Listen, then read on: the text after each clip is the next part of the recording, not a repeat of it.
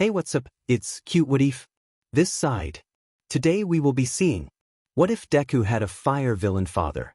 Before we move ahead with the FIC, leave a like and subscribe to the channel for future what ifs like this. Shizuoka Prefecture, 8:43 a.m. It was a warm, bright, cheerful Saturday morning, and Bakuga Masaru was enjoying brunch with his longtime friend, Midoriya Inko. It had been some time since he had seen the woman. He was stuck in a seemingly endless torrent of paperwork, so the reprieve was much appreciated. Not to mention Inko's own busy life, being a single mother and all. Masaru had met Inko during their first year of high school. They had been in the same homeroom class and had been paired together for a group project. They instantly hit it off. Inko was just about as nervous and kind-hearted as she is today. Masaru, however, was far more reserved in his teenage years.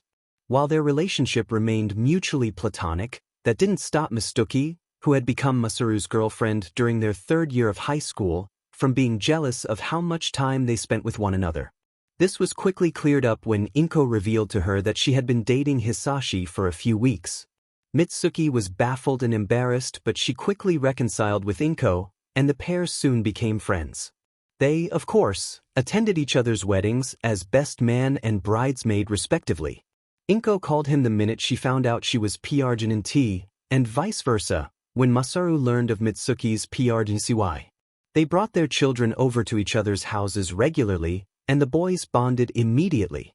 They would chase each other around the house with their figurines. Sometimes the parents would play the role of villain and the kids would be the heroes. He didn't get to spend as much time with the boys as he would have liked. His job as a detective left him little free time. The instances where he would spend time with them were some of the greatest moments of his life. He should have seen the signs. He should have seen how horrible a person Hisashi really was. He should have warned Inko about the shady people he often saw the man talking to when he left for work. The trust and respect he held for the man blinded him to his true nature.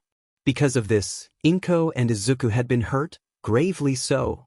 Masaru shook his head. Best not to dwell on the unchangeable. Both of them were alive and well now. That's what matters. 12 years ago, Izuku, age 4. 2 weeks after Izuku's visit to the quirk doctor. You mean to tell me that my son doesn't have a quirk? Hisashi's voice was cool and calm, but the rage and disbelief in his tone were clear. He strode past his suitcases, having just arrived home from a business trip. I am sure he has a quirk. Perhaps the scans were wrong. They're specialists, Inko. They'd never be wrong. Hisashi pinched the bridge of his nose, features contorting in rage. But there was that case a few years back where a child who was thought to be quirkless, he even had the pinky bone, suddenly displayed a healing quirk. He could only heal mortal wounds, so he'd never been able to discover he had a quirk until then. Perhaps Izuku is like that boy. That's wishful thinking, Inko, a 1 in a million chance. Regardless if he has a quirk or not, Izuku doesn't deserve anything less than our complete and total love and support. Inko, don't you understand? He took his wife by the shoulders, heartbreak etched onto his sharp features. This society has no use for people without quirks. What in the hell can he do that will contribute in any meaningful way? He'll be an outcast, a dishonor to us. Inko was crying now, glaring at her husband with malice. There are plenty of roles Izuku could play in this world of ours. You don't need a quirk to do anything. The arguing continued until Inko had enough. She stormed upstairs and crawled into bed with Izuku, wrapping her arms tightly around the boy, sobbing quietly into his hair. I'm sorry, Izuku. 2 years later, Izuku, age 6. Sado Asahi, a rookie police officer on his last patrol of the day, scanned the streets beside him. It was late afternoon, around 5 p.m., when he started hearing shouting over the radio show he was listening to. He turned the volume all the way down as he neared the house, placing his car into neutral on the other side of the street, 2 houses down. A tall, dark-haired man stood in the doorway of the home. He had jet black hair and wore a crisp black business suit. He looked somewhat familiar to Asahi, but he was too far away to make out any details. He was arguing loudly with a shorter woman with elbow-length, green hair. It shouldn't surprise him, really. His girlfriend had a serpentine tail instead of legs, but still, green wasn't exactly a commonplace hair color. The man stood in the doorway of the house, while the woman stood on the stairs of the front porch. "Don't do this," another man called, a brunette wearing thin, black glasses. Bakuga Masaru, a well-respected detective, his quirk allowed him to forcibly get a truthful answer out of someone once he asked them a question. His quirk began to lose effectiveness after a few questions but could regain it with a certain wait time. The wait time depended both on the length and amount of questions he asked, but was generally around an hour or so after 5 questions, though he rarely needed to ask more than 5 questions. He had quickly gained the favor of his colleagues, and they would often go to him when a case started to go stale or was becoming too large to handle without calling in federal agents. Asahi himself had met the man on numerous occasions but had never worked with him. "Hisashi, he's your son, goddammit," he shouted. What angered and shocked Asahi was the state of the child. He was maybe 5 or 6, with a similar hair color to his mother, unconscious and bleeding from the head. The boy was tucked beneath his father's, arm, his clothes ragged from an obvious struggle. Asahi reached for the walkie-talkie in his car, reported the situation and location, and hastily exited the car, drawing his stun gun. Several of the neighbors had exited their homes to investigate. One woman reached for her phone, presumably to call for the police, while her husband called an ambulance. "Get out of my way," the man roared, his rage emphasized by the small tendrils of smoke escaping his lips. A fire-breathing quirk. This could get much worse much faster than I thought. "Sir," Asahi called, grabbing the attention of the 3 adults. "Please, just put the boy down and we can." Suddenly, Hisashi dashed out of the doorway and past his wife. Bakugo tried to intercept him but was shoved to the ground, Midoriya, using his own son as a makeshift battering ram. Asahi couldn't take a shot. The man would likely shield himself with the boy, so he instead opted to shoulder barge the man, staggering him and whipping him right in the temple with his stun gun. Hisashi grunted, fixing his deep green eyes onto Asahi. He opened his mouth and Asahi rolled out of the way just in time before the hedge behind him caught alight. The man's quirk wasn't as strong as Asahi had feared, but it was still a fire quirk, one of the most dangerous and unpredictable of all quirks. He couldn't afford to underestimate the man. Bakugo came up behind him and grabbed the child from Hisashi's grasp, and Asahi was finally able to tackle the man. He forced him onto his stomach with his face in the grass and quickly handcuffed his hands behind his back. Mrs. Midoriya was sobbing, clutching her child for dear life. He completely forgot about the kid. "Ma'am, is your son all right? Is he breathing?" he shouted. The woman checked the boy over and nodded, before burying her face into the boy's neck. Bakugo had an arm slung protectively around the woman's shoulders, and shot Asahi a grateful look. Asahi had never been more thankful in his life to hear the wail of police sirens. He wasn't sure how much longer he could hold the raging demon of a man beneath him. The car screeched to a halt behind him, and he heard footsteps rapidly approaching. "Sheet! There's a fire, get the fire department." A female officer called to a neighbor. The elderly man obliged, retrieving a phone from his pocket and dialing. She then proceeded towards the 3 people huddled on the lawn. "Give him here, Sadako-kun." Another officer called, Kurikasan, he recalled. "Careful, he's got a fire-breathing quirk," Sahi advised. "I heard, which is why I brought these." The man held 2 things in his hand, a small scrap of fabric and a roll of duct tape. The fabric is a mix of Kevlar and Nomex, the stuff firefighters wear. Before Kurosawa could cover Hisashi's mouth with the fabric, however, he noticed the man's wife, Mrs. Midoriya, had approached. "Why? Why would you do this, Hisashi?" she asked, confusion and anger as clear as the tears on her cheeks. The BSRD had the gall to laugh. "But I was doing us a favor. A useless son would do a great dishonor to his family. Quirks are everything in this society after all. I was simply trying to save us the trouble. Not like anyone would have missed him anyway." It took all of Asahi's willpower not to punch the BSTRD then and there. Kurikawa stuck the fabric in Hisashi's mouth and secured it to his head with a layer of duct tape. "Try and set us alight, no, ya crazy BSRD, Kurikawa taunted. Together, Asahi and Kurikawa hoisted the man off of the ground and made their way to the car. They loaded the man into the car and told Kurikawa and the other detective to take him back to the station, while Asahi took everyone's statements. He made his way back over to the woman and placed a hand on her shoulder. She turned to him then, tears in her eyes, and simply said, "Thank you." Bakugo was upstanding, holding the boy bridal style. "It's Sadu, right? Thank you so much for what you did back there." Asahi smiled. "Just doing my job, cleaning the scum out of the streets." The ambulance and the fire department arrived a few moments afterwards, the paramedics rushing for the young boy, and the firemen for the hedge. The fire had almost completely died down, but it was nearing the Midoriya's house and the neighbor's car, so they set to work immediately. Asahi explained the situation to the paramedics, while Bakugo and Mrs. Midoriya entered the ambulance with the child. Asahi made his way over to the pair. "Here's my number," he handed the woman a sticky note. "Call me when he gets out of the hospital, if you ever need anything, or if you hear from Hisashi again. I'll be in touch." Thank you. I'm Midoriya Inko, by the way." The woman extended her hand. "And thank you again for what you did." Asahi took her hand. "I'm Sato Asahi, and there's no need to thank me. Do you have another sticky note?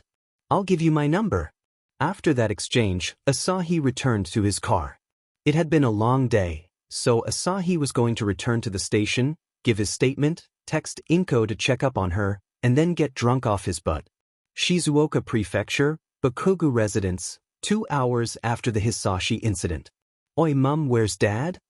A 6-year-old Katsuki calls, sitting impatiently at the dining table. It was a bit later than their usual dinner time, nearly 7 p.m., and his dad always texted or called when he was going to miss dinner. As if on cue, he hears the home phone begin to ring, and his mother stops stirring the rice to answer the call. "Oh, Masaru. Where the hell are ya?" Katsuki's will hang on thwat. Katsuki looks on in wonder as his mother's usual stern expression morphs into one of utter horror. "He what?" His mother covered her mouth with a hand, taking a quick glance at her son before retreating to the bathroom, closing the door behind her. Katsuki didn't know what to make of the situation. He rarely saw his mother flustered, let alone looking as horrified as she had a moment before. Just what had happened? He could hear the muffled conversation with the occasional exclamation. Katsuki sat at the table in utter confusion, when suddenly his mother exited the bathroom, rage and horror palpable. "Katsuki, we'll get takeout tonight, we need to get to the hospital right now." Katsuki froze. The hospital? Did Dad get hurt? Mitsuki turned off the stove, removed the pan from the hot plate and stored its contents in a plastic container. "No dear. It's Izuki's.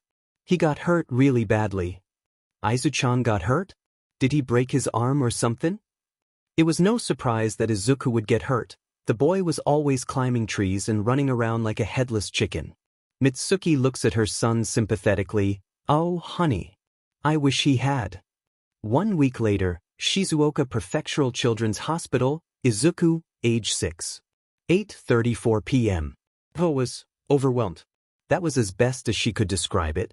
Her vocabulary simply didn't have the words to place how she was feeling. A mixture of rage, regret, betrayal, fear, sadness, and relief. Inko sat beside Izuku's hospital bed. The boy had been in a comatose state for the past 6 days, though the doctors assured her that there was no permanent brain damage, and he would make a full recovery within a few months. Though she nearly had another panic attack when the nurse told her that Izuku needed stitches to his left eyebrow area, and he also needed a section of his upper right skull glued back together. The doctors assured her that his comatose state was the body's way of conserving energy to focus on healing. He had responded to verbal cues, which meant he wasn't in a life-threatening situation, but they would still continue to monitor him until a few days after he woke up.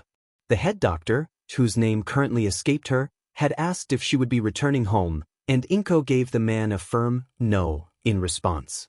He was completely understanding and provided 2 comfortable fold-out chairs and a temporary bed on the other side of the room. She had only left the boy to go to the bathroom, get some fresh air and coffee, and when Masaru visited with an extra serving of whatever the Bakugos were having for dinner that night. A nurse had just completed her daily checkup on Izuku. Inko was delighted to see the boy was now providing small but noticeable reactions to auditory and sensory stimuli. The nurse left Inko to her thoughts, the woman holding her son's hand in a firm but comforting grasp. Why hadn't I noticed? I knew Hisashi harbored distaste for the quirkless, but I thought he grew out of that. How could he hold so much hatred for someone based on a silly little thing like being without a quirk? And to have almost murdered his own child. I guess you really don't know anyone. No, don't you dare cry, Inko. I'll wallow in my regrets later. Right now my son needs me to be strong for him. Midoriya-san? May I come in? Inko turned her head and saw a man with a suit holding a bouquet of flowers. The man sported close-cropped chocolate-colored hair and bright hazel eyes. He was holding another bag. It looked like a takeout bag. Asahi-san, was it? It's good to see you. She smiled warmly, rising from her seat and shaking the man's hand firmly. The man glances at Izuku before calmly approaching. Whether or not Izuku could actually hear him at the moment was unclear, but he wanted to make himself known just in case. The boy would be frantic if he woke up to see an unknown man in his hospital room. He placed the flowers, an arrangement of violet and yellow chrysanthemums as well as some white hydrangeas, into the glass vase by his bedside. He turned, facing the boy. Good afternoon. How embarrassing, he didn't even know the kid's name. Oh, his name is Izuku. Inko supplied. Right, good afternoon, Izuku, I'm Officer Sato Asahi. I was first on the scene when your father. Anyway, I'm just going to wit with you and your mum, if that's all right. The man did just that, pulling up another fold-out chair from across the room, and placed it next to Inko. It was then that he opened the takeout bag, producing 2 muffins. I bought a muffin for you if you're hungry. It's probably cold by now though. He said sheepishly. Oh, you didn't need to do that. Thank you. It's no trouble really. You've had one hell of a week, Midoriya-san. I'm just trying to make it a little bit easier for you. Inko, call me Inko. The pair sat in a comfortable atmosphere, chatting about the events that had just unfolded, Izuku's condition, as well as a bit about their own lives, such as their quirks and their jobs. Asahi revealed that he had a vision enhancement quirk. He explained that it was primarily helpful in night operations, but his overall vision, including his peripheral vision, was far superior to the average person's. He mentioned that it was a quirk he inherited from his mother's side. Her maiden name was Takao, Taka, meaning hawk. Inko gave the details of her own quirk, how she could pull small objects to herself. She admitted it wasn't nearly as powerful as her grandfather's quirk, but it was helpful in domestic situations, like picking up items she dropped when she was PRing tea with Izuku and found bending over to be quite difficult. That last statement made Asahi give a hearty laugh. Soon, almost an hour had passed, and Asahi took his leave, stating that he needed to return to the station, as they were a bit understaffed today. He said goodbye to the pair, promising to return soon. Inko glanced over at the flowers the man had brought, her minimal knowledge of flowers providing the basic meanings of the bouquet. Violet chrysanthemums, get well, yellow chrysanthemums, neglected sorrow or love, and white hydrangeas meaning purity. Inko smiled, resting her head on her arms. Inko sat in a comfortable silence with the boy before suddenly her phone rang. She jolted upwards, her head raising from its perch atop Izuku's bed. She must have dozed off. She checked the contact, Masaru, and the time, 6 p.m., almost 2 hours after Asahi had left. She rubbed the sleep from her eyes and quickly answered the call. Hey, Inko, you holding up? Yeah, I'm okay. Well, about as okay as one can be in this situation. Izuku hasn't woken up yet, I take it? No, he hasn't. The doctors say he should in a day or so, since the trauma wasn't that severe. Inko allowed herself a moment of hope. She needed all the optimism she could get. You mind if we bring Katsuki over? Mitsuki and I don't want to crowd Izuku's space more than we already have, but Katsuki really wants to see you guys. I'm sure Izuku would love to have Katsuki over here with him. Shall I pick him up? No need, we were out anyway so we're nearby. Alright then, see you. She hung up the phone, turning to Izuku. Did you hear that, Izuku? Katsuki will be here soon, maybe he'll bring one of his action figures for you. Izuku breathed forcefully for a moment, but gave no other indication of consciousness. Inko waited patiently for Katsuki to arrive, seeing the boy turn up with Mitsuki and a plastic bag full of various items. "Good evening, Mitsuki. You're so formal, Inko. I brought the brat, sorry to cause you any trouble." "Never." Izuku will be overjoyed. Mitsuki matched Inko's smile. She just barely caught the look on Katsuki's face. Pain? Regret? Mitsuki knelt down and gave the boy a quick warning, before ruffling his hair and exiting through the door. She would wait outside until Katsuki left. "Hey, Auntie." Katsuki mumbled, not impolitely. He shuffled forward, climbing onto the fold-out chair. He turned to Izuku, gave a short greeting, and then turned back to Inko. "Is he still asleep? Mum said that Izuku has been asleep for a week. Shouldn't he be awake by now?" Katsuki innocently asked. Inko resisted the urge to flinch. "The doctor says he should be awake. Sometime tomorrow." Inko paused and decided to change the subject. "How has school been, Katsuki? I heard you aced the pop quiz you had this morning." "Yeah, of course I did." He puffed out his chest in pride, before slouching back down. "Everyone keeps asking me about Izuku, but they don't really seem to care about him. It's more like they're just asking so they look like a nice person. People do that quite often, dear. It gets pretty annoying after a while, huh?" "Yeah, they really make me really mad." Inko giggled at the boy's momentary slip-up, probably the first time she's laughed all week.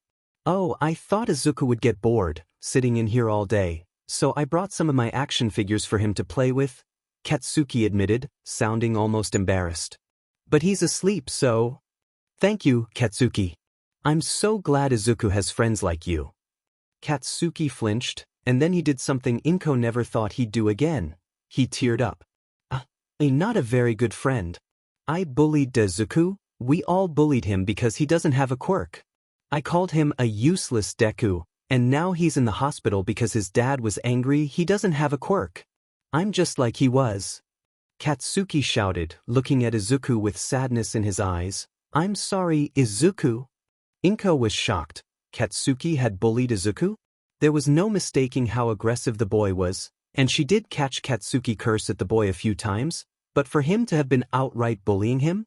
Not to mention that the prideful child had not only confessed to the act but to have apologized?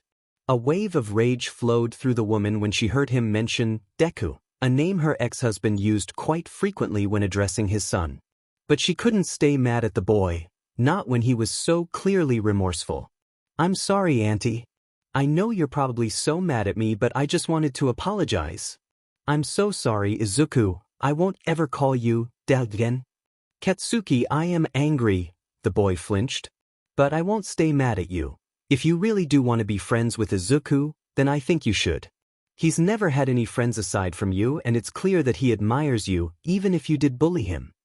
Inko placed a reassuring hand on Katsuki's shoulder, and he looked up at the woman.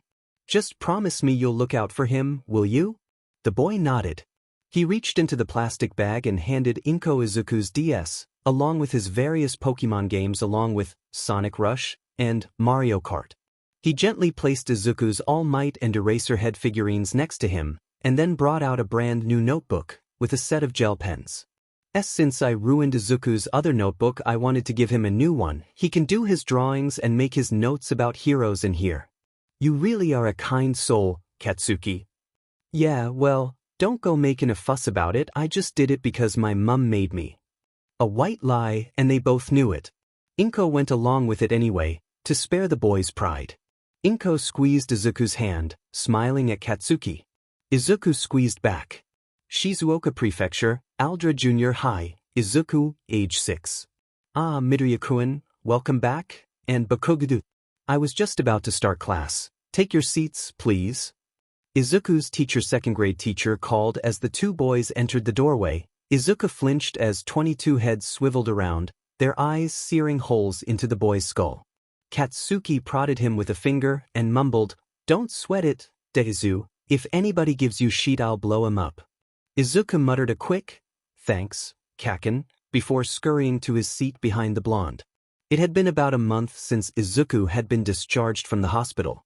The doctor told him that he would make a recovery within the better part of 6 months, but to tell his mother immediately as he started vomiting, experiencing recurring nausea, if his headaches weren't being helped by painkillers or if he found it difficult to think or speak for an extended period of time. He hoped none of those things happened to him. As nice as the doctors and the nurses were, it was nice to be back at home and at school. Izuku doubted he'd need to hide behind Katsuki nearly as much as he did previously. They were nothing compared to the monster he'd been living with. The monster that raised him. The monster that tried to... Midoriya. His head snapped up, broken from his trance. Sorry? Gosh, he hoped he hadn't been muttering. I'm going through roll call, you're not in trouble, pal. Oh. His face burned in embarrassment, and he heard a giggle paw through the classroom. Katsuki gave him a look, but said nothing, instead opting to glare daggers at anyone and everyone who he made eye contact with. Izuku found comfort in that, as ironic as it was. At least some things never change. Is it true you were in the hospital? One of his classmates asks after the lunch bell rings. Izuku had been crowded by most of the class almost instantaneously, the children forming a tight ring around his desk. The teacher had stepped out when a senior had asked for him, leaving his students to do as they pleased. Why were you in the hospital? Did you hit your head? What was hospital like? I heard it smells like old people. That scar looks so cool. Did you get in a fight? If it was a fight, it was clearly against someone way stronger, one boy joked, causing another ripple of giggles. You missed so much school, I hope your grades aren't affected. One girl says, he recognizes her as Akagi, the resident stuck-up teacher's pet. Her tone could be mistaken for genuinely caring, but kindness requires a conscience and a sense of human decency. Akagi lacked both. She was, as Katsuki would put it, a total beach. Izuku started before a familiar face parted the crowd.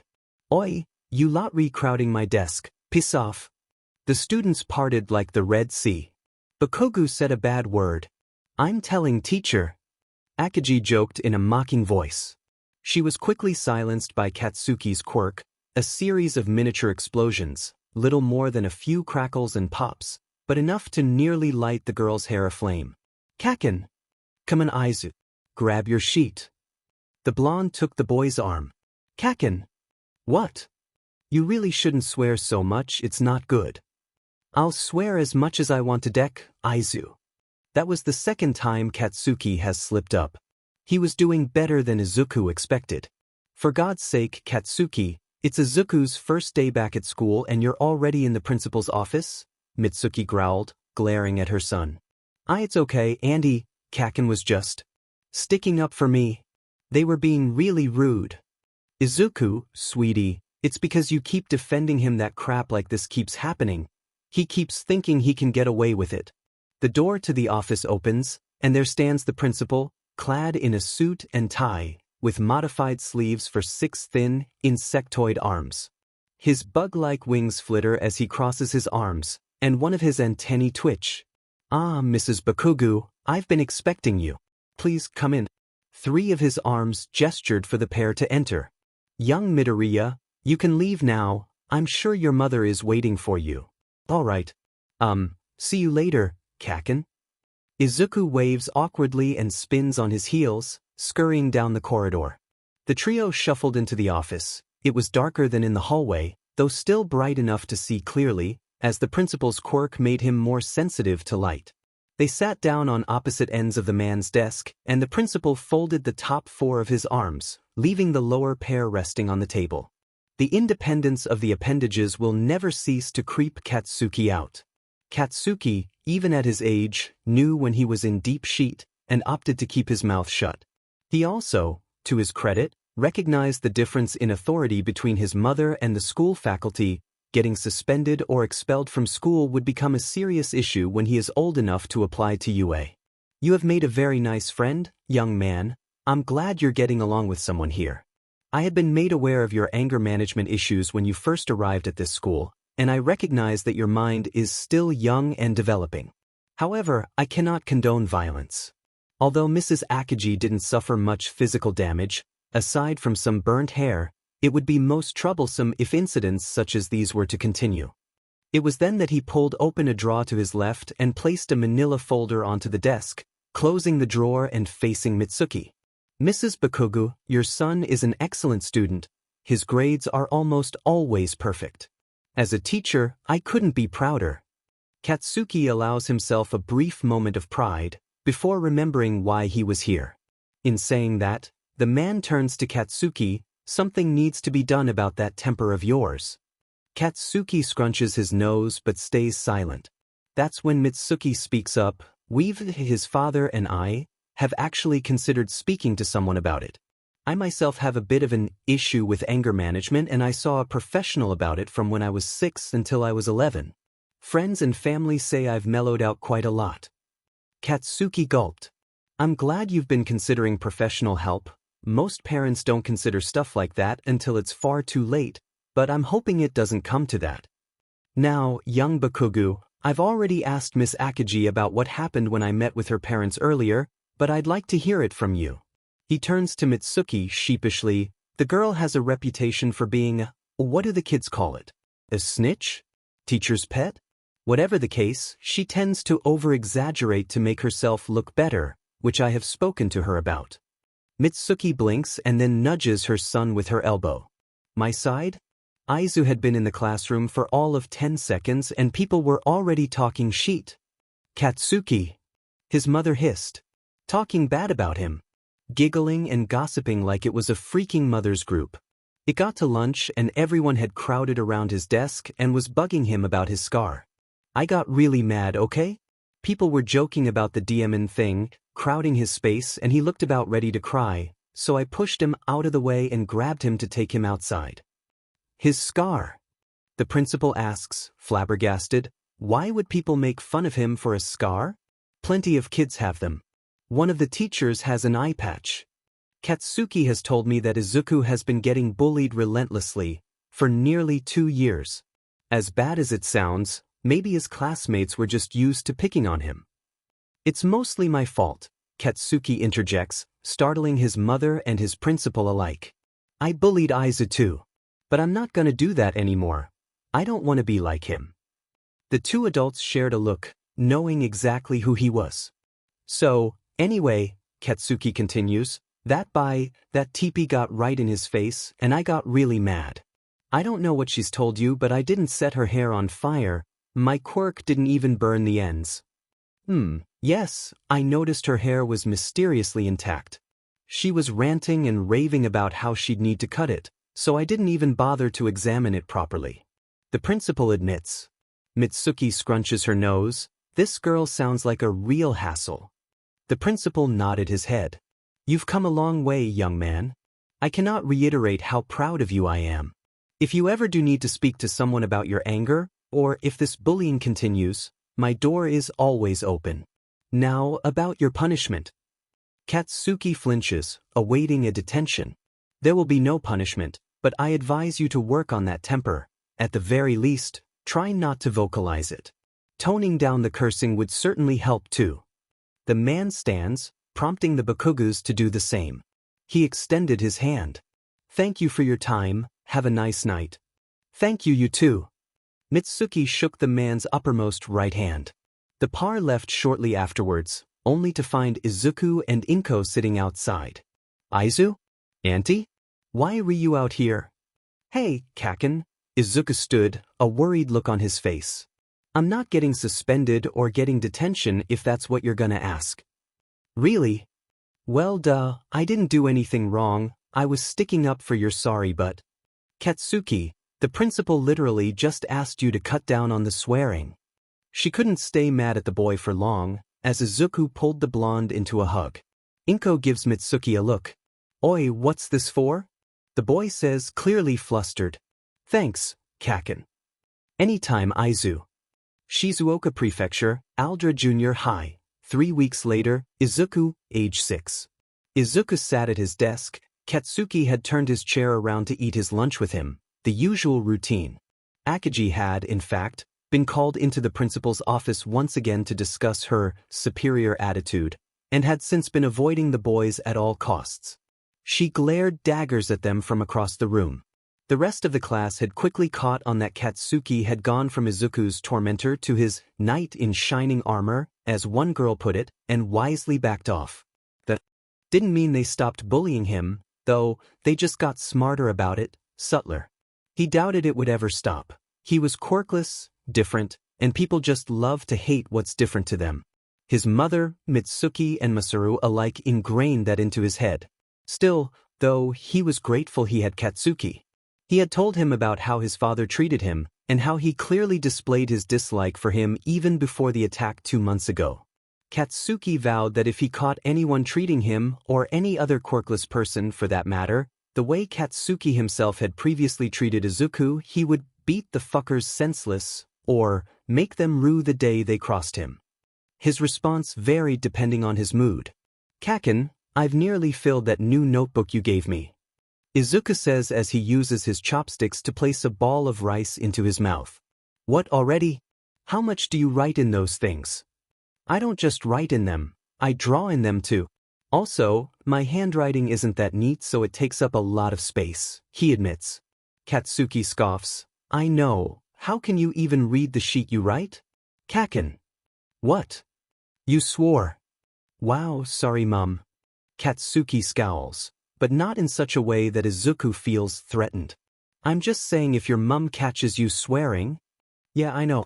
Just shut up and eat your food." The boy places a baby corn cob into his mouth. Izuku smiled. He had a family who loved him. He had a friend. What more could he ever want? Yudata High School, Classroom 1A, Izuku, age 15. It was the end of their first week at Yudata, but Izuku couldn't seem to shake the new school sensation that, and being taught by quite a few of his childhood heroes, has kept him in a constant fanboy mode. Uraraka, the brunette with the anti-gravity quirk who he'd saved during the entrance exams, and Ida, the energetic, glasses-wearing boy with engines protruding from his calves, had quickly befriended Izuku, and they sat together every day. It was surreal. Izuku was living the dream, and while they were taught the basic subjects, English, world history, mathematics, geography, and Japanese literature, there were so many more unique and interesting classes. While other high schools would be doing normal gym, UA students would train their bodies and their quirks against dummies, robots, and each other. The hero course would undertake a mandatory first aid examination where they would receive certificates that labeled them as competent first aiders that would need to be renewed every 12 months.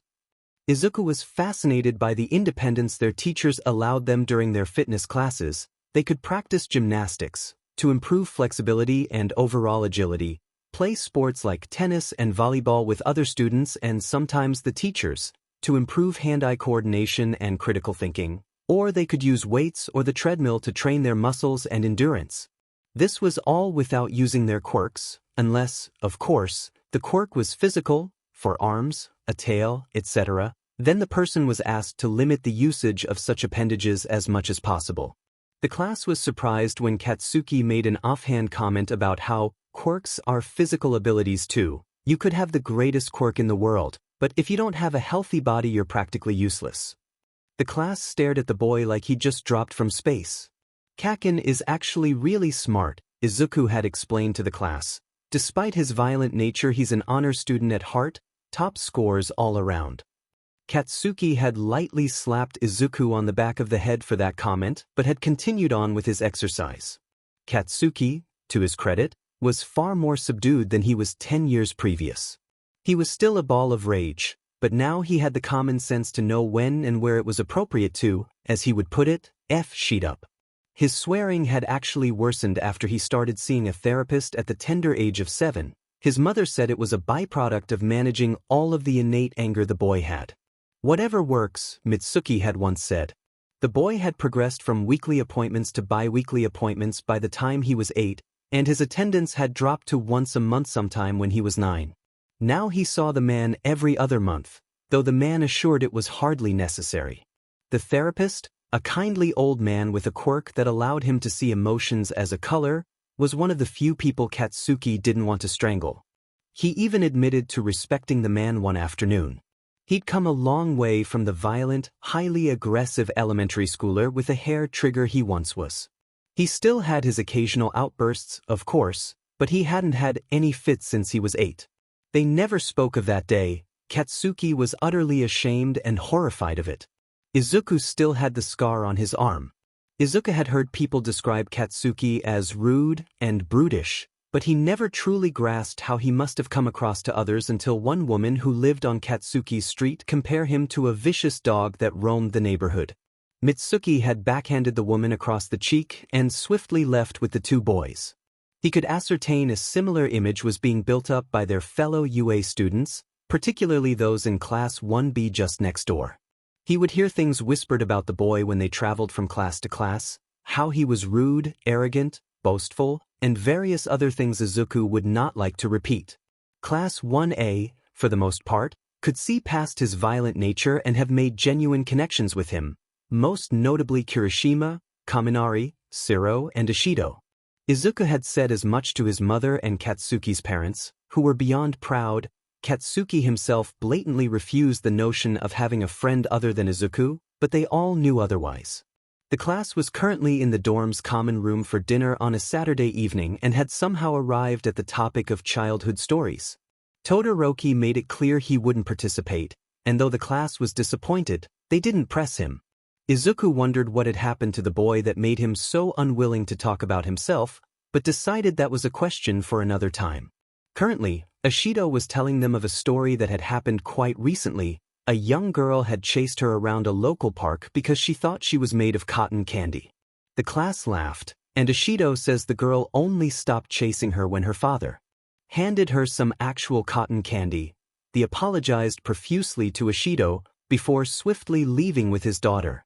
Uraraka shared a story of how when she'd first gotten her quirk, she had made close to everything she touched float. One morning she'd somehow ended up outside her parents' house and had made the neighbor's car float. The car had suddenly dropped, almost completely totaling the thing. Worse yet, Uraraka's parents ended up needing to pay the neighbors for the damage. A red-faced Shiro admitted that his favorite fictional superhero was, and still is, Spider-Man, but not just because of their similar abilities. He recounted how one afternoon when he was 10 he'd wanted to be like Spider-Man, and had tried to swing from one tree to another at a local park. He ended up breaking his right arm and his left ankle, and because he couldn't use crutches, due to the broken arm, he'd been placed in a wheelchair for nearly 2 months.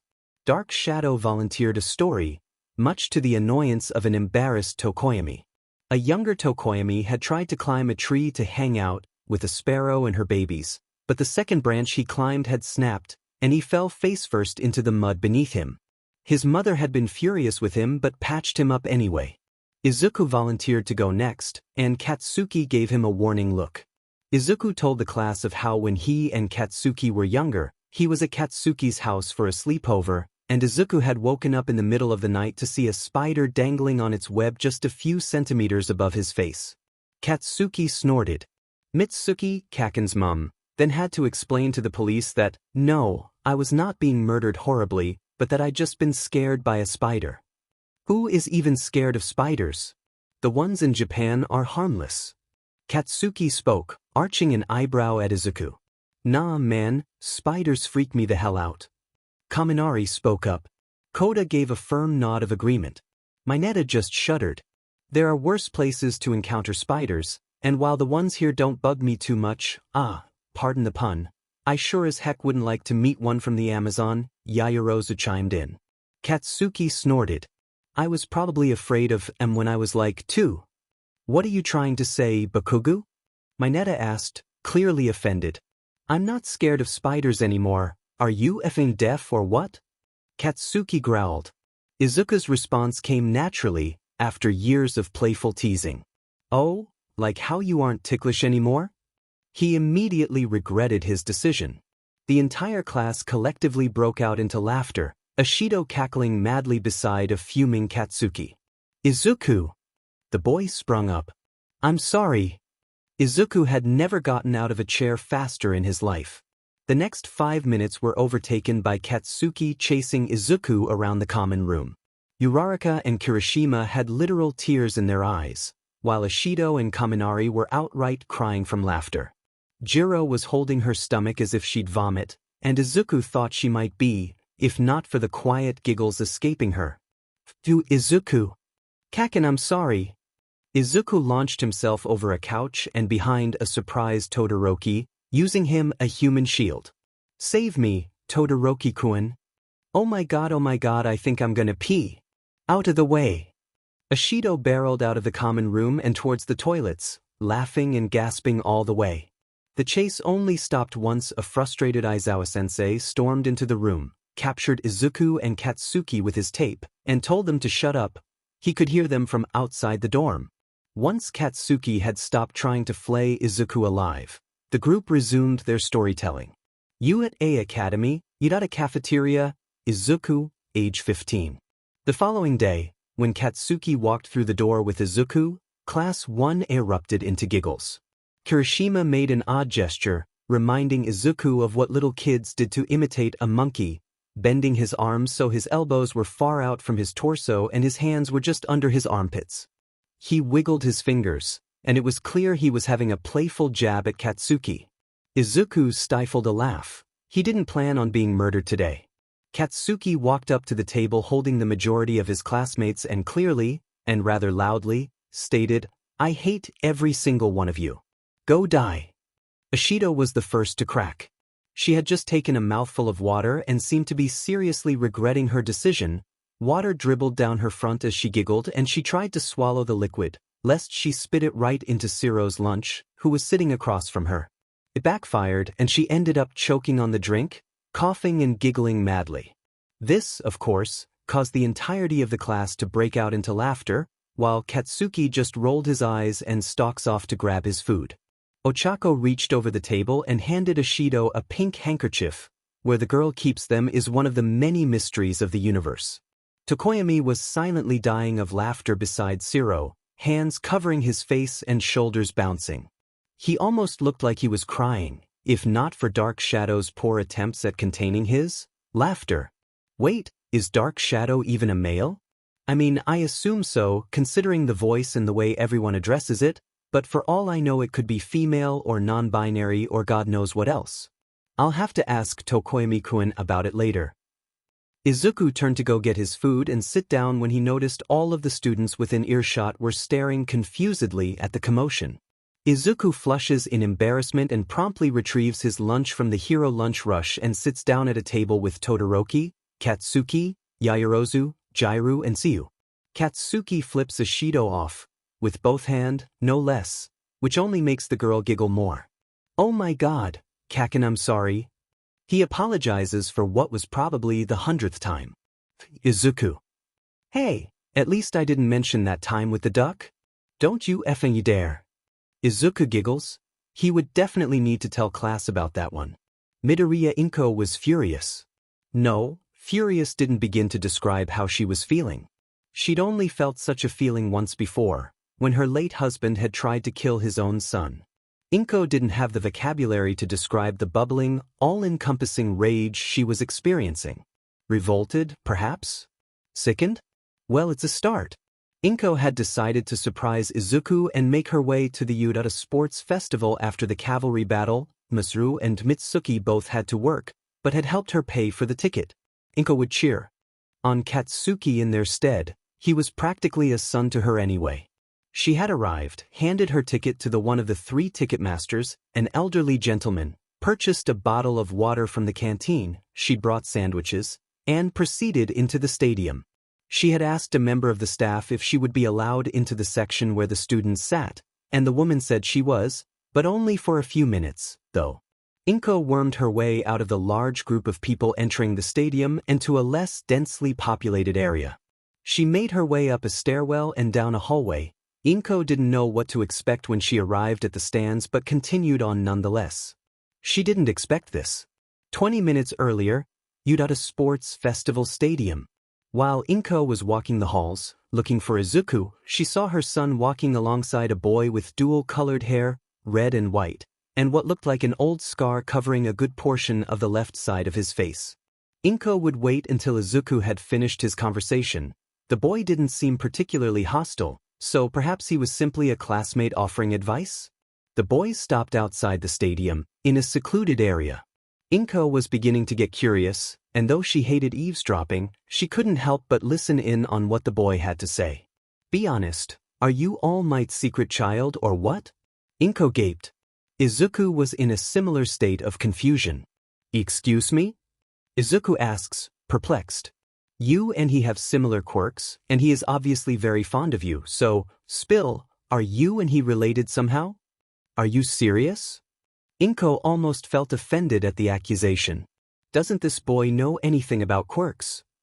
There's a small but not impossible chance that a child will develop a quirk totally unrelated to their parents' quirks, and in Izuku's case, this was precisely what had happened. Are you implying my mother was unfaithful to her husband? Izuku's tone grew sharp, defensive, but never lost the confusion. The boy sheepishly nodded, suddenly very interested in the pavement below. No, he's not my dad. He states flatly. But I sure wish he was, if that answers your question. Did you bring me out here to inquire about my parentage?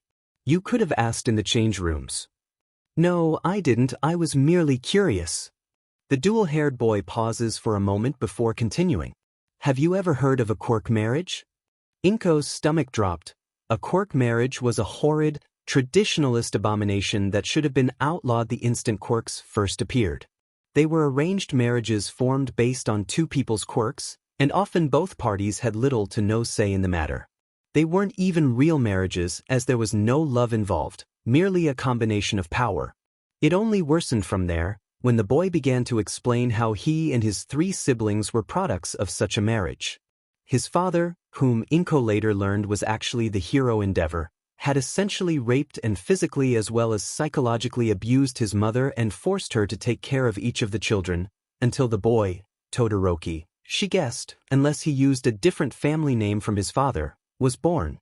He was exactly what Endeavor wanted, so he trained, abused, and molded him into a teenage soldier. He'd never been allowed to make friends, socialize with his siblings, or leave the house until he arrived at UA. Inko wanted to cry. Did he do that to you? Izuku asked, gesturing to Todoroki's scar. The seemed surprised by the question, raising his hand to his face, gently touching the damaged skin. No, this was my mother's doing. She had been broken over and over again by that man, and one day she finally snapped. Izuku looked at the boy in sympathy, for he too had been scarred by a parent, physically and psychologically. Todoroki continued on, explaining the purpose for all of this torment. It was so superficial it made Inko want to scream. So petty, a childish endeavor. He wants me to become the #1 hero, to surpass all might, which he can't do. So by extension, I need to surpass you, Midoriya, because you pose a threat to my ambition. I am more powerful than you, but I get the feeling you will not be surpassed so easily. And I will do that without using my left side, the quirk I inherited from him. I will become the #1 hero without using his power. Left side? His power? Does Todoroki have 2 quirks?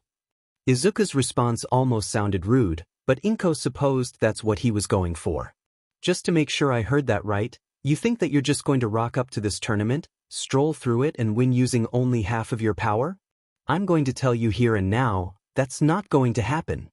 Todoroki froze, stoic expression beginning to morph to anger. I don't mean to be insensitive, believe me, my father was just as horrible, but even by doing what you want to do, to become a hero using only your ice quirk, you'd still be playing right into his hands. Don't you have any ambitions of your own? What do you mean? My ambition is to become a hero without using his quirk. That's exactly my point. Izuku interrupted. You said Endeavor wanted you to become the #1 hero, right? You'd still be doing precisely what he wants you to. The boy shouted. Inko had to cover her mouth to stop her from gasping. Never in her life had she seen Izuku this angry. Izuku stepped closer to Todoroki, his previously passive expression replaced with one of coldness, eyes narrowed, lips pursed, eyebrows furrowed, green eyes glistening with determination. God, he looked so much like Hisashi it made Inko want to cry. If you think that you can beat all of these students by using only one part of your quirk, you've got another thing coming. Todoroki looked ready to reply, but Izuku continued before the boy could get a single word in. I'll admit, you are stronger than me, much stronger, but unlike you, everyone in this tournament is going to give it 110%, and no matter how strong you think you are, using only 50% of your power will only get you 50% of the way. You don't understand what I've been through. Todoroki snapped, Inko could feel the drop in temperature even from where she was standing. You've been blessed with a powerful quirk and a happy life. What right do you have to criticize me? It took all of Inko's willpower not to walk right up to the boy and slap him. As horrid as his childhood may have been, the boy either has no regard for what others are going through or simply hasn't reached the level of mental maturity to realize he isn't the only one with issues. What right? I have every right. You're going to completely half-butt this tournament out of spite. No matter how mad you are at your father, you are disrespecting each and every person at UA Academy with an ambition that isn't even yours. He was right in Todoroki's space now, unwavering. Izuku took a deep breath to calm himself, clenched his fists, and exhaled. He took a step back. You want to know what right I have? Fine, I'll tell you. Let's just say we share a common hatred of our fathers. Todoroki looked puzzled but stayed silent. My quirk didn't appear until recently, in my last year of middle school, actually. He started. Todoroki blinked as if he'd been struck. How is that even possible? The boy asks, perplexed. It's kind of a long story, but you know how some people don't realize they have a quirk until they're in a life-threatening situation? Well, unfortunately, it didn't make an appearance when I was 6. It appeared when Kaken Katsuki was attacked by a villain with a gelatinous, slime-like body. I don't entirely know how, but my quirk appeared just then, if only a small fraction, and I managed to stave off the villain until All Might arrived. Todoroki blinked again but nodded. But, Father? He spoke the word with venom, something Izuku only did when speaking of Hisashi. Was one of those anti-quirkless assholes? Hell, he was even a part of one of those anti-quirkless groups. So imagine his outrage when he discovered his son didn't have a quirk. I had the pinky toe joint and everything. Izuku's face reddened, and Inko recognized the expression as his about to cry but don't want to in front of people face. It broke her heart. My mum tried to convince him that maybe I did have a quirk, that perhaps I was like that killer-catcher duo that only discovered their powers when they witnessed their parents being murdered, and that the circumstances for my quirk to appear simply hadn't come about. Izuku paused and lowered his voice, seemingly realizing he was speaking very loudly. By the time I was 6, it was clear, or at least to him, that I was quirkless. He didn't like that at all. He came from a very traditionalist and frankly quite sexist family. They were all about bringing honor the family and raising a son that would be useful to society. So one afternoon when I was 6 years old and my mother had left the house with a friend to get groceries, he tried to kill me. The horror on Todoroki's face was evident, and Inko felt the temperature drop yet again. She noticed frost forming on the boy's right arm. That man had a fire quirk too. He could breathe fire. He didn't get the chance to roast me alive, though, because my mother had returned earlier than expected. Kaken's dad had helped her with the shopping. Izuku paused, gathering himself. I don't actually remember what happened afterwards. I'd been knocked out. He'd knocked my head repeatedly against the kitchen bench. Izuku pointed to the long, white scar running down from his scalp and cutting into the end of his right eyebrow, splitting it in two. Izuku had likened it to an upside-down corn fork when he saw it in the mirror one morning. The doctors easily stitched my eyebrow up but had to glue various other parts of my skull back together. I was in the hospital for a few weeks afterwards. He explained to an increasingly horrified Todoroki. I'm not telling you this out of sympathy. I'm telling you this so you can put yourself into perspective. You aren't the only one with problems, and I know you've experienced horrors most people couldn't dream of, but you need to understand that different people confront and deal with their problems in different ways. Izuku stepped forward and placed a tentative hand on Todoroki's shoulder. The brief moment of panic and the tensing of the boy's shoulders made Inko wonder if he'd ever been touched in a way that wasn't intended to cause harm. Please, Todoroki-kun, don't live your life trying to do things he'll hate. That's just obsessing over him, and it will ruin you psychologically. Don't set out on a quest for revenge, either. If everyone lived by an eye for an eye, there'd be no more people left on Earth. Todoroki stared at Izuku in awe. You need to stop looking at others as merely an opponent, but as people who've loved something, are afraid of something, and have lost something, as people. Inko felt a wetness on her cheeks. She was crying. Her son, who had gone through his life thinking he was weak and worthless and useless, was now using his own trauma to help someone else in need. Saying she was proud would have been an understatement. Izuku squeezed Todoroki's shoulder and stepped away, now smiling.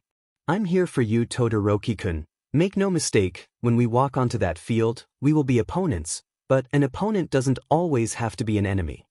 The dual-haired boy gave a bitter chuckle. It held no humor. He looked Midoriya right in the eyes. "Seems like we've both got some serious daddy issues, huh, Midoriya?"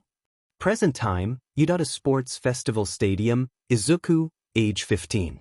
After hearing what Todoroki had to say, it took all of Inko's effort not to run up, hug the boy, and assure him it would all be okay. Inko's motherly instincts kicked into high gear, combining with her hatred for cruelty and senseless violence, and she set out on finding that flaming bastard and giving him a piece of her mind. Was this a good idea? No, in all honesty, this was probably the worst decision Inko could make, but if she could help that boy in any way, then she would. She had failed Izuku, she would not fail Todoroki. Inko supposed that the only reason Endeavor hadn't been imprisoned already was because of his job. As horrible as a person as he may be, Inko couldn't find it in herself to fully hate the man. He had saved countless lives and had upheld the peace for many years. Children and adults alike looked up to him in a similar manner they might regard All Might. Inko made her way into the stadium, stalking the halls for the flame hero. Fate smiled upon Inko's noble task, for when Inko was about to climb a flight of stairs, she saw him. The woman straightened her clothing, took a deep breath, and stormed right up to the man. Though the man was about half a meter taller than her, Inko would not waver. She approached the man and called out, using her most innocent tone. "Excuse me, Endeavor?" The man spun around, looked the woman up and down, and scowled. "I don't have time for an interview. Move along." A harsh slap to the face silenced the man immediately. The sound echoed in the empty hallway. "You, sir," Inko began, employing her meanest and angriest tone, "are a despicable, disgusting person, and if you didn't spend your days saving lives, I'd have you imprisoned until the day they put you in the ground." The fire hero changed his shocked expression into a withering glare. He opened his mouth to speak, face reddening in rage, before being interrupted. "But mark my words, Endeavor," the woman gave a glare of her own, speaking with a venom she never knew she possessed. "The day you retire from your hero work, you should expect a visit from the authorities. With such a petty ambition, it's a wonder you've survived this long." The woman swiftly turned and stormed away before the man could get a single word in. Inko climbed 2 flights of stairs and turned 3 corners before she decided that the man had not followed her. She decided to look for a directory. Inko would personally wish her son good luck if it was the last thing she ever did. What the actual F just happened? Shudo had been stopped by Bakugo after he tried to make his way back to the stands with the rest of his class. The aggressive blonde had heard their entire FNG conversation. Bakugo, to his credit, promised he wouldn't share Shudo's story, so long as Shudo kept quiet about Midoriya's until he decided to tell the rest of the class. Shudo had agreed, of course, and continued on his way towards the stands, when he froze. His father was walking down the hallway in his direction. He hadn't noticed him. The man was studying the various posters on the wall as he passed them, and Shudo had gotten good at hiding from him. He ducked behind a corner, but when he heard a feminine voice address his father, he peeked around the corner. That was when he saw the woman, short, wearing a teal t-shirt and black skirt with deep green hair, backhand his father across the cheek. She insulted him, called him out for his bullshit parenting, warned him to expect the police to come knocking when he retires from hero work, and swiftly leaves.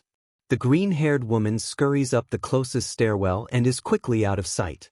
It would seem the woman, who looked oddly similar to Midoriya, had overheard his story and was clearly appalled. Todoroki smiled, silently thanked the woman, and slinked off towards the stands. Hosu General Hospital. Tenya would be lying if he said that he wasn't in pain. He lay in his hospital bed, both of his arms in casts and slings, not to mention the various other bandages and band-aids, with a headache only slightly less painful than being hit by a truck. That wasn't where the real pain was coming from. Never in his life had Ida Tenya felt so ashamed. He had recklessly pursued the hero killer, staying all by his lonesome, putting himself in a ridiculous, life-threatening amount of danger. The hero native was due for a full recovery at the very least. But he had put 2 of his classmates in the hospital in the process. Tenya glanced over to Todoroki, who was reading a newspaper provided by one of the nurses, and then at Midoriya, who was typing something onto his phone. When they weren't being treated by the doctors and nurses, the 3 boys were criticized and lectured by every pro-hero in the know, not to mention their own parents, sans Todoroki's. For whatever reason his mother was unavailable, but one of his siblings did drop by one afternoon. Tenya would be lying if he said he wasn't interested in knowing more about his dual-haired classmate. But mixed into their berating was congratulations for minimizing injuries and casualties, for capturing the man who'd hurt so many people, for creating a decent strategy on the fly, and for, not dying. Tenya made it clear to each and every person that it was Midoriya and Todoroki who had not only come to his aid, but had been the ones to formulate and execute a plan. He put particular emphasis on the fact that it was Midoriya who figured out the hero killer's quirk, and it was Midoriya who helped Tenya land the final blow on the man. Midoriya would get embarrassed every time, and would always add in an excuse like, "It was life or death and I was terrified," or, "It was still stupid to go rushing in there like that." And good lord, can this boy just learn to take a darn compliment? Tenya closed his eyes and gave a long exhale, not quite a sigh. They had been in a comfortable silence for quite some time, only interrupted by the nurse, whose name currently escaped Tenya, asking his routine questions. Aside from that, he didn't force any small talk. The whole ordeal had shaken them all up psychologically, so a reprieve from socialization, however brief, was much welcomed. "You shouldn't sigh, Ida, you'll let all the happiness escape." The sudden, childish remark from Todoroki startled Tenya into laughter. Todoroki pursed his lips. "I'm being serious," he began. "The more you sigh, the more happiness escapes from you." "That's just superstition, Todoroki-kun," Midoriya stated, unable to keep the amusement from his voice. "We sigh to reset our breathing patterns. They loosen our lungs and keep our breathing flexible. If we keep breathing the same way, our lungs deteriorate and become ineffective in gas exchange. That's also why we yawn, or partly at least. It's all to make sure our breathing patterns don't stagnate." Todoroki blinked as if he'd been struck, and his expression changed to what could pass as a smirk. The nurse regarded Midoriya in what looked like pride, probably surprised that a teenager held any sort of interest in the inner workings of the human body. "Oh, sorry, I'm rambling again, aren't I?" Midoriya rubbed the back of his neck and smiled sheepishly. "It's quite all right, Midoriya. I find your mutterings to be quite insightful, actually. I, for one, have learned something today," Tenya assured, then wincing in pain when he tried to move his arms. "And we're not even at school," Todoroki added with a smile. The trio erupted into giggles, and then that comfortable silence returned once again. The nurse took that as his opportunity to speak. "Well, it seems like you boys'll be leaving Hosu General any day now, judgin' by how well you're recovering," the man began, clipping his pen back onto his clipboard. "I'll leave you be for now. One of the other nurses will come check up on you at around 6 p.m. You'll also be having dinner at that time. Are there any books or magazines I can get you in the meantime?" "I still have today's newspaper, so I'm all set," Todoroki replied politely. "I'll take a hero magazine. Any issue will be fine, thanks." Midoriya piped up. "I can't really do much reading."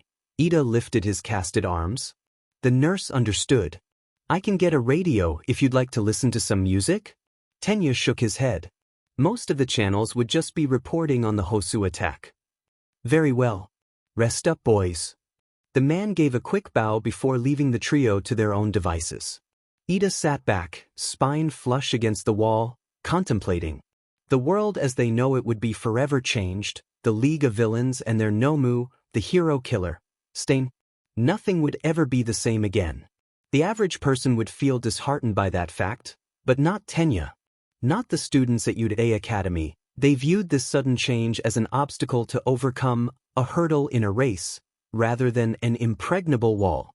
The world was full of monsters and murderers, psychopaths and madmen, but amongst all of that calamity are the heroes. Pro-heroes, law enforcement, lawyers, medical staff, teachers. This wasn't the end, but the beginning. No matter how bleak the situation, they would continue to uphold the values of society until their last dying breath. Geez, I'm really starting to sound like Midoriya-kun? U.A. Academy, U.A. Cafeteria. It took all of Katsuki's effort not to stand up and FANG strangle that Class 1B BSTRD. Katsuki tried to recall the guy's name, mostly so he could put him on his people to blow up list. He was blonde and a total a-hole with a serious inferiority complex. Am I describing the guy with the copy quirk or myself? Katsuki pushed the thought down in favor of sending a withering glare at the other student. What are you staring at, spiky hair? The boy sneered at Katsuki, and if it weren't for Kirishima's subtle side glance, he would have stood up and socked the boy on the spot. You 1A students think you're so much better than the rest of us, he continued. Just 'cause you're in the top class doesn't mean you'll become top heroes. Do everybody a favor and knock yourselves down a couple notches, or are us lowly Class B kids too ordinary for you? Well, that's obvious. Black hair, big bust, Yaoyorozu? Maybe I should pay more attention to names. Though it is certainly more likely, I can guarantee you that not everyone in 1A will become top heroes. I don't see why you have such a need to put us down. It's not very hero-like at all. She elaborated, now upstanding. Her tone was serious and straight to the point. Katsuki had to at least respect her no bullshit attitude. The blonde BSTRD laughed, gesturing to Katsuki. You say I'm not acting heroically? You've got this fucker in your class. Hypocritical much. Much of the cafeteria was now intently listening in on their conversation. Katsuki had no doubt many of the other students shared similar views to this idiot. He knows because looking into that blondie's eyes transports him back to his 5-year-old self, angry at the world because it didn't stand up to his warped expectations. Angry because his best friend didn't have a quirk. He was weak, he held him back. No, he did not. He raised you on a pedestal so high he completely disregarded himself. He endured your torture, your hatred because you were so angry and you didn't even know why.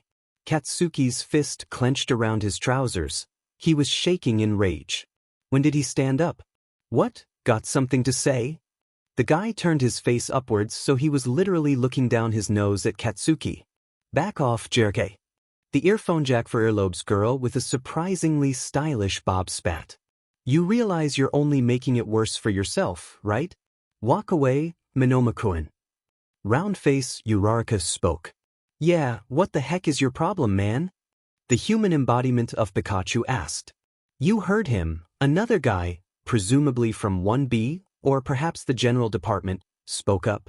His skin was an unsaturated yellow with a leathery texture, and his eyes were a vibrant orange. That's creepy. You all think you're so great because of your DMN exam scores. Well, you know what? Screw you guys. You in particular are extremely up yourself, one girl chimed in, gesturing to Katsuki. When the f did she get there? She wasn't there a second ago. And what about that grape-haired pervert in your class? How the holy hell did he make it into 1A? The exams were clearly rigged. She continued, sending said pervert a withering glare. Katsuki agreed with her, but that was beside the point. By the way, Bakugu, was it? Do you get some kind of sick satisfaction by beating people up? Or are you just the type to step on everybody else's throats to climb the ladder? Even in the sports festival, the girl with the anti-gravity quirk, whatever her name is, you were totally relentless in your fight with her. How could you be so cruel to someone so fragile? Fragile? Katsuki recalled his fight with Uraraka. Brutal, for both parties. Katsuki was still shocked by how strong she was. Maybe her body wasn't unbreakable, but her resolve? It'd take a nuke to take that girl down. Yeah, you can't do that to a girl. Orange Eyes spoke. Katsuki barked out a laugh, startling the surrounding students. I'm sorry, whose fight were you watching? You mean to tell me that you look at that dash? Katsuki gestured to Uraraka, startled by the attention. And you see weakness? You lot are even more F-ed in the head than I thought. I gave it 100% because that's exactly what she was doing. Giving any less than my all would have been the cruelest thing I could have done, simple as that. Wow, Bakubro. So manly. Shitty hair, Kurashima punched his shoulder. Is that meant to be a friendly thing? Katsuki ignored him, turned around, and walked out of the cafeteria. He wasn't particularly hungry anyway, and he feared that if he didn't leave ASAP he'd get too out of control and he'd have another fit. No. No, never again. Not after what I did to Izuku. As Katsuki exited the cafeteria, he didn't see the look of awe, gratitude, and strengthened resolve plastered on Uraraka's face.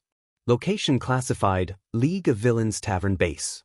Silence fell in the already quiet villains bar, as a tall, dark-haired man entered the establishment. He pulled up a stool next to a shorter, stockier man, and asked for a drink, shochu on the rocks. Kurojairi stopped polishing the glass he was holding and began to pour the drink. Kurojairi was surprised, to say the least. No one expected the man to return to Japan so soon. Or at all, really, until about a month ago, they were all under the impression he was dead. All for one had filled them in on what the man and his little band of purifiers had been doing.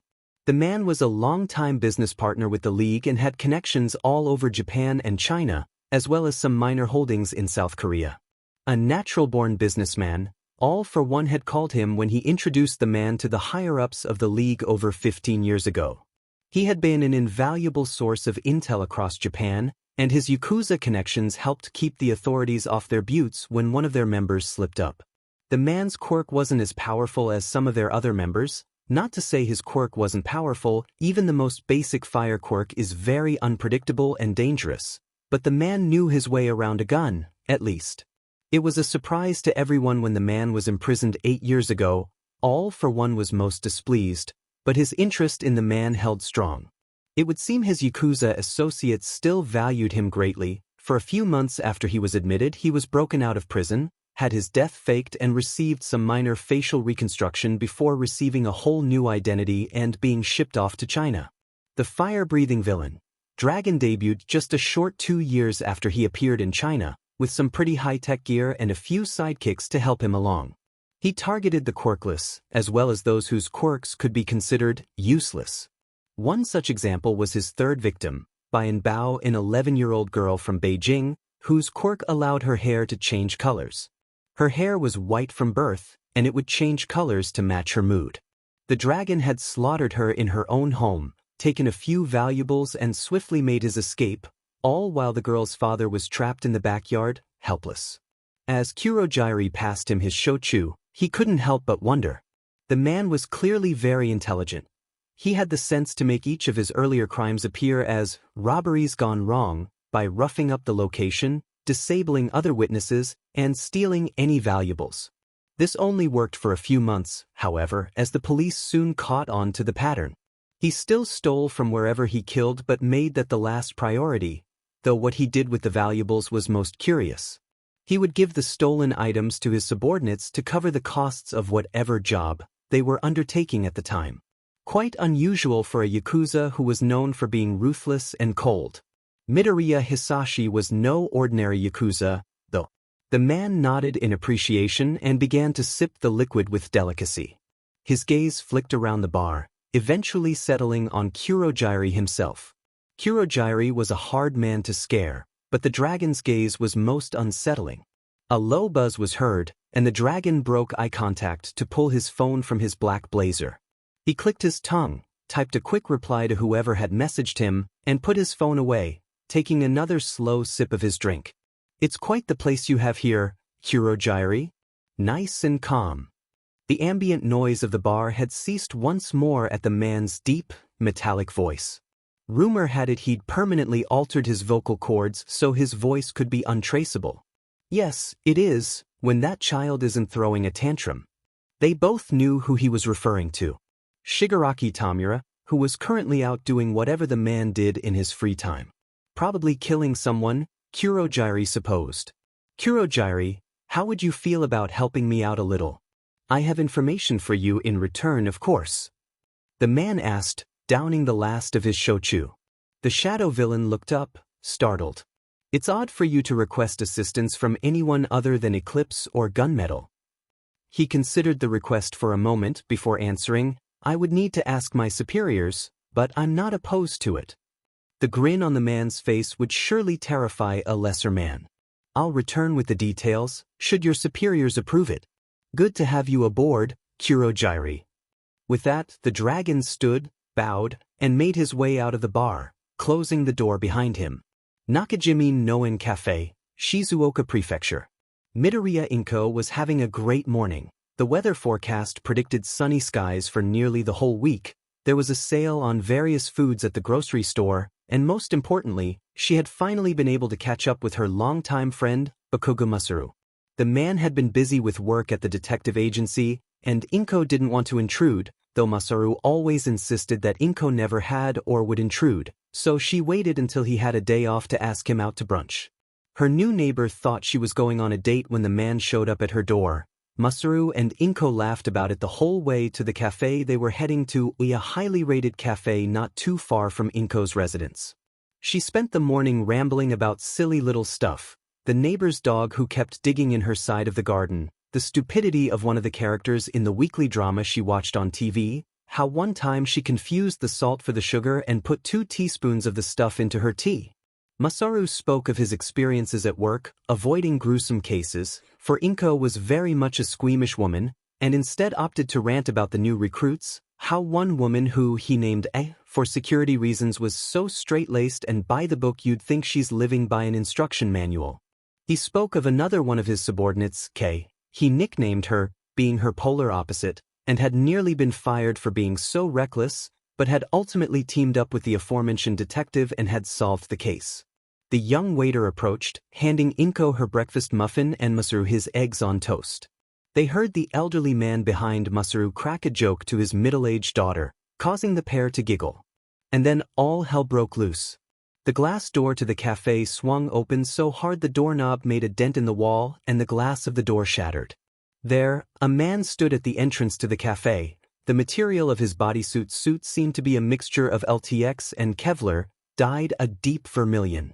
The design of the fabric looked almost like armor, scales. The man's abdomen was a reddish-orange hue with horizontal plating. The head was covered in some kind of a metal helmet. It was shaped almost like that of a lizard, with slits covered by tinted glass where his eyes would have been. The helmet matched the color of his suit perfectly. 3 small vertical lines were evenly spaced across where his mouth would be, and there was a curved line underneath the cheekbones that ran across the upper cheek and under his nose, stopping at a circular joint just in front of each of his ears. Could, perhaps, the helmet open at the jaw? There were several small, cylindrical canisters, no larger than an iPhone, strapped to his belt. They looked like air horns with a narrow, funnel-like object protruding from each of them. And then she saw the guns. Inko knew nothing about guns. She never bothered to learn. Such a small device was capable of dealing out so much death. She despised them. There was a scoped, black handgun that was strapped to the man's left thigh, a similar weapon in his outstretched right hand, this one without a scope. He turned to Inko, and she felt her heart stop.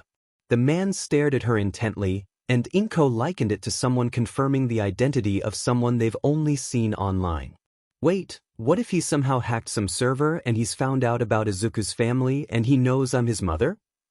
Her thoughts came in fast and jumbled. Shizuoka Prefectural Police, drop your weapon.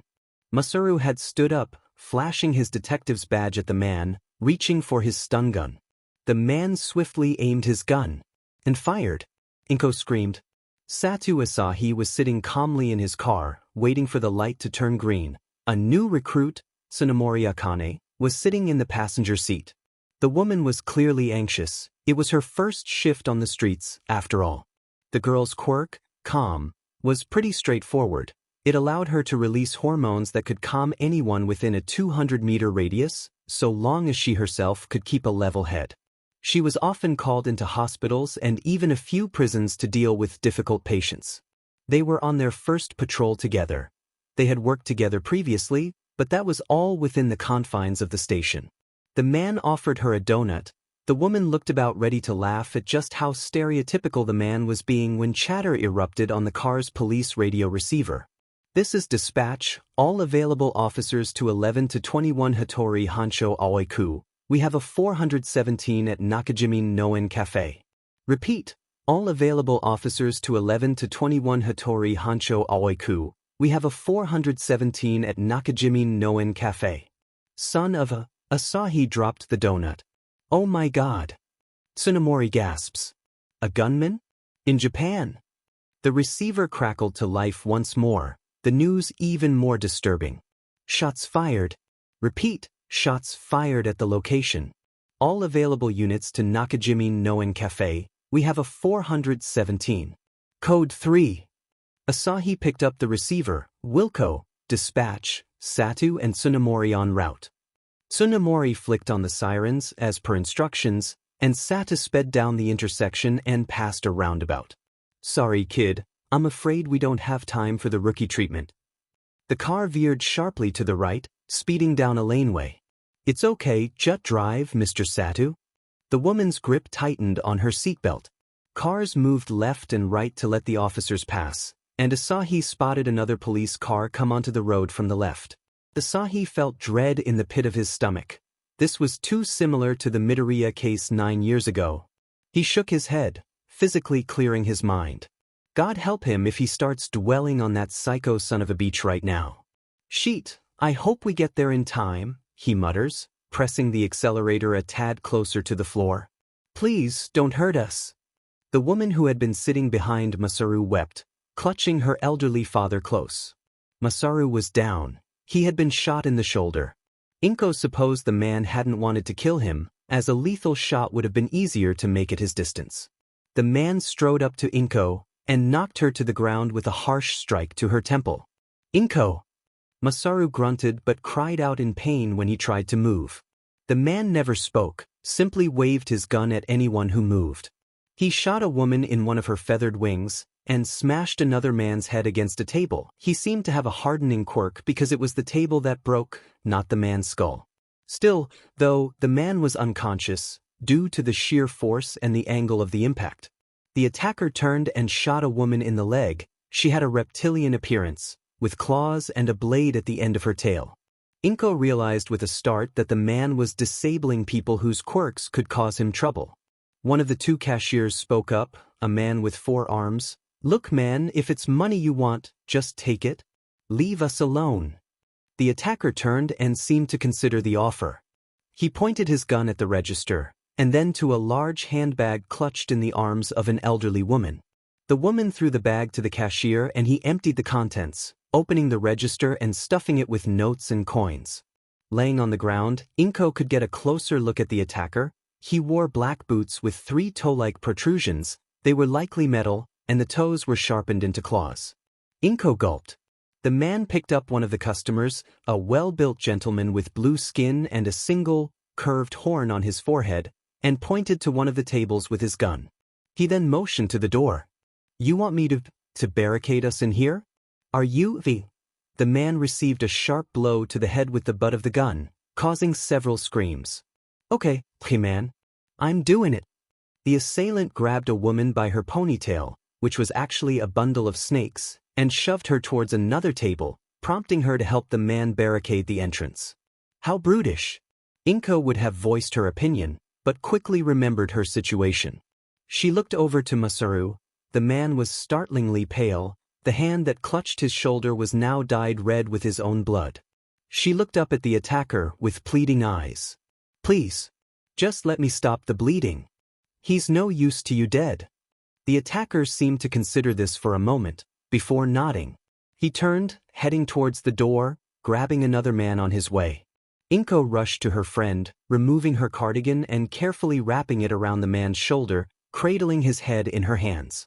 Inko nearly wept with relief when she heard the familiar sirens of a police vehicle come near. Someone must have called the authorities when they heard the gunshots. She heard the man click his tongue in annoyance. He acted as if he wasn't in any danger at all, like the authorities were little more than a minor inconvenience, like a stubbed toe. Whispering erupted from the other end of the cafe, and the man made his way over, kicking one of the customers, a teenage boy with tentacles for arms, right in the sternum. A horrible crack erupted from the scene. One or more of the boy's ribs had certainly been broken.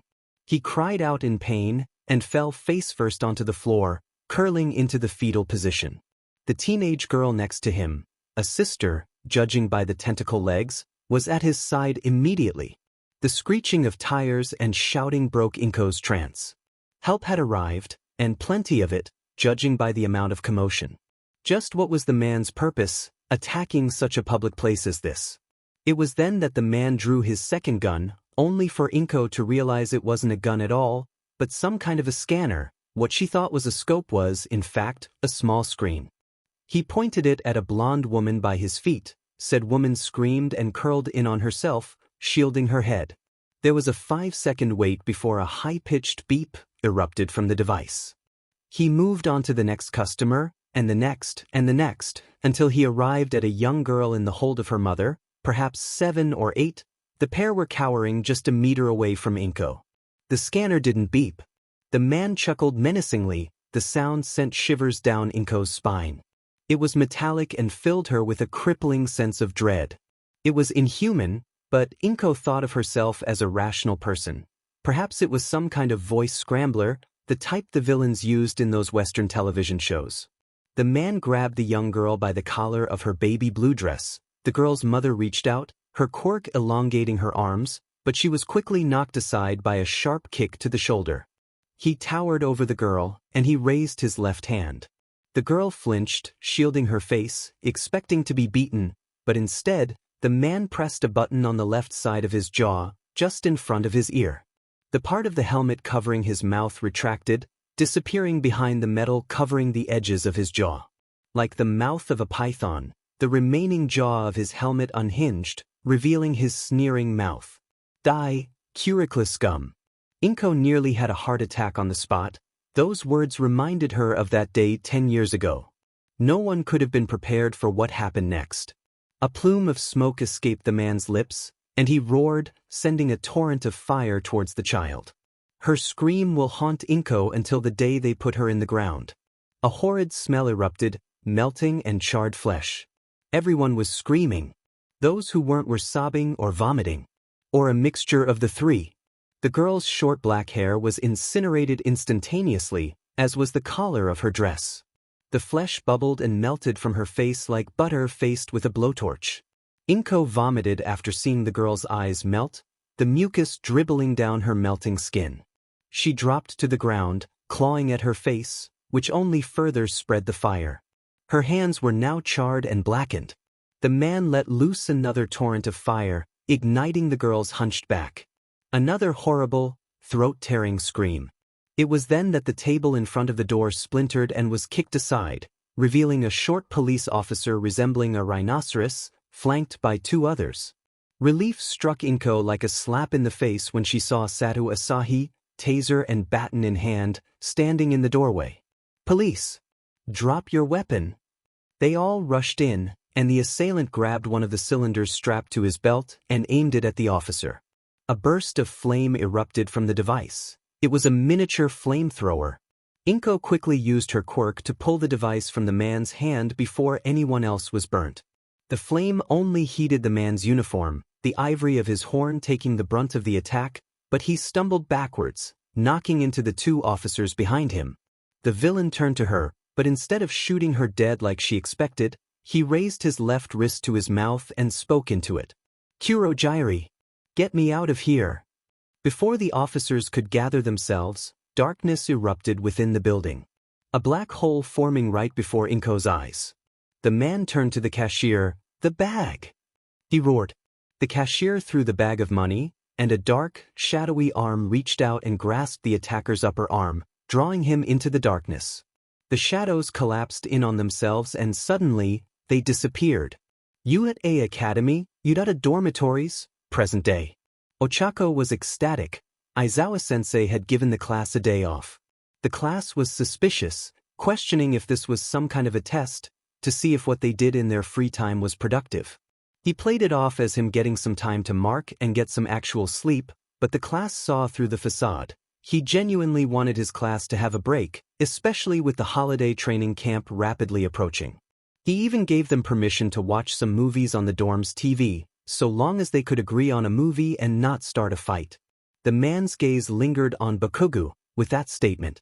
So now Class 1A was piled in the dorm's common room, everyone in casual, comfortable clothing, currently picking out a movie. They had waited until 9 a.m. to have breakfast, instead of the usual 6:30 a.m., and had breakfast as a class. Ida had flicked onto the local news station for background noise as they decided on the film. Most of the picks were American films. Present Mike had recommended they check out some American titles, both to get a grasp of Western culture and to strengthen their understanding its dominant language. It had been narrowed down to 3 movies, all of which were regarded as classics in American culture: Star Wars, The Empire Strikes Back, after completing the previous movies, of course, Jurassic Park, and Jaws. Ochako herself was leaning more towards Jaws, to the surprise of much of the class. She wasn't too keen on a lot of horror movies, but she'd heard great things about Jaws and wanted to see what all the fuss was about. As her classmates continued their debate, the urgent tone of the distraught newscaster caught his attention. "Hey, guys, quiet down a sec, something's going on," Midoriya called, turning up the television's volume. When his classmates finally quieted, they were horrified. The newscaster stood in front of a cafe. She didn't recognize the place. She glanced at the corner of the screen showing the location, Shizuoka Prefecture. Earlier this morning, about half an hour ago, 25 people were held captive by a villain in the Nakajimi Noen Cafe. Eyewitness descriptions of the assailant placed the villain as none other than the fire-breathing villain, Dragon, or Long, as he's known by the Chinese public. He and his 2 accomplices Eclipse and Gunmetal. At the mention of the 2 accomplices, 2 images overtake the screen. On the left, captioned Eclipse, is a grainy image, clearly a zoomed-in shot from security footage of some kind, of a woman in her mid-20s. Her upper face is covered in bandages. Her barely visible eyes were a deep royal purple, with long, jet-black hair tied into a high ponytail. Her shoulders and neck were covered in intricate, swirling markings, tattoos, perhaps? The picture on the right showed Gunmetal, a stocky man with sharp features and deep, metallic skin, its color likely being the reason for his nickname. He looked to be in his early to mid-30s, but looks can be deceiving. He was completely bald with thick, black eyebrows. His eyes were deep-set and cobalt blue. Have evaded the Chinese government for close to a decade, they leave little to no physical evidence at each scene, making it difficult for detectives to form a case. It has become clear to the authorities that local triads and villain groups are assisting the trio. The 2 pictures disappear, and the young anchorwoman returns. She has a quirk that turned her fingers into microphones, so she spoke into her index finger instead of an actual microphone. The man's criminal history is extremely disturbing. In China, he was known to hunt down quirkless people or those whose quirks he deems as useless or unnecessary to society, and kill them by means of burning them to death. So far, the man has taken the lives of over 70 people. A collective gasp ran through the group. The temperature in the room dropped. Ochako turned to see Todoroki half covered with frost, wearing a similar expression of horror. Bakugo blinked as if he'd been struck, while Midoriya, who was sitting next to him, was slack-jawed. 70 people? Not even Stain had killed that many people. And now this monster is in Japan. The villain Eclipse's motives are not entirely dissimilar to the hero killer, Stain's. She hunts down false heroes, men and women who use their influence to gain more income or get special privileges, and kill them. Whereas Gunmetal seeks out military officers, as well as ex-military officers, and kill them. It is unclear why he has chosen to target the military, but, regardless, each individual is to be considered extremely dangerous. We will bring you more information regarding the villains as the situation develops. Ochako stiffened, her horror morphing into rage and disgust. The hero killer, Stain, that monster had affected their world so drastically. It would seem Dragon's macabre motives have not changed, as just this morning, this villain has taken the life of 8-year-old Akiyama Nina. One eyewitness has bravely volunteered to describe the tragedy. The camera shifts to a dark-haired man with red-rimmed eyes and 4 arms. He wore a tattered uniform, presumably one of the cashiers. The man approached me and pointed what I thought was gun to my head, but it was, in fact, some kind of a scanner. It beeped whenever he pointed it at someone. Everyone except that poor little girl. He pauses and takes a shaky breath. The guy picks her up, knocks her mother to the ground, and then another pause. He breathed fire. He burnt that poor little girl to death and he called her quirkless scum. I'm sorry, I can't. He turned from the camera. Dear God, Tokoyama whispers. Ochako covers her mouth with her hands, speechless. And as if this tragedy couldn't get any worse, the villain managed to escape before the authorities could make an arrest. Witnesses report that Dragon had called for Kurojiri, a known member of the League of Villains, to retrieve him via a portal that materialized out of thin air, according to witness reports. The League of Villains? Ida exclaims from next to Ochako. What could they possibly gain from this? Momo ponders, horrified. Quiet down, guys. The report's still going on. Mina shouts, quieting the class once again. There were several injured, among them are Akashi Kei, Kageyama Yukio, Ryuzuki Yui, and Midoriya Inko, who, thankfully, sustained minor injuries. Ochako instinctively grabbed Midoriya's hand, giving it a comforting squeeze. Fate was not so kind to these three: Kusanagi Rei, who sustained a gunshot wound to her left wing, Moriyama Yu, a cashier of the cafe, sustaining a gunshot wound to one of his arms, as well as local detective Bakugo Masaru sustaining a gunshot to the shoulder. Bakugo lets out a choked noise, his body snapping upright in shock. Oh my God! Masaru!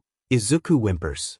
Detective Bakugo, Mr. Moriyama and Mrs. Kusanagi have been rushed to the intensive care unit at Shizuoka Prefectural Hospital. Baku bro, we need to get you to the hospital now.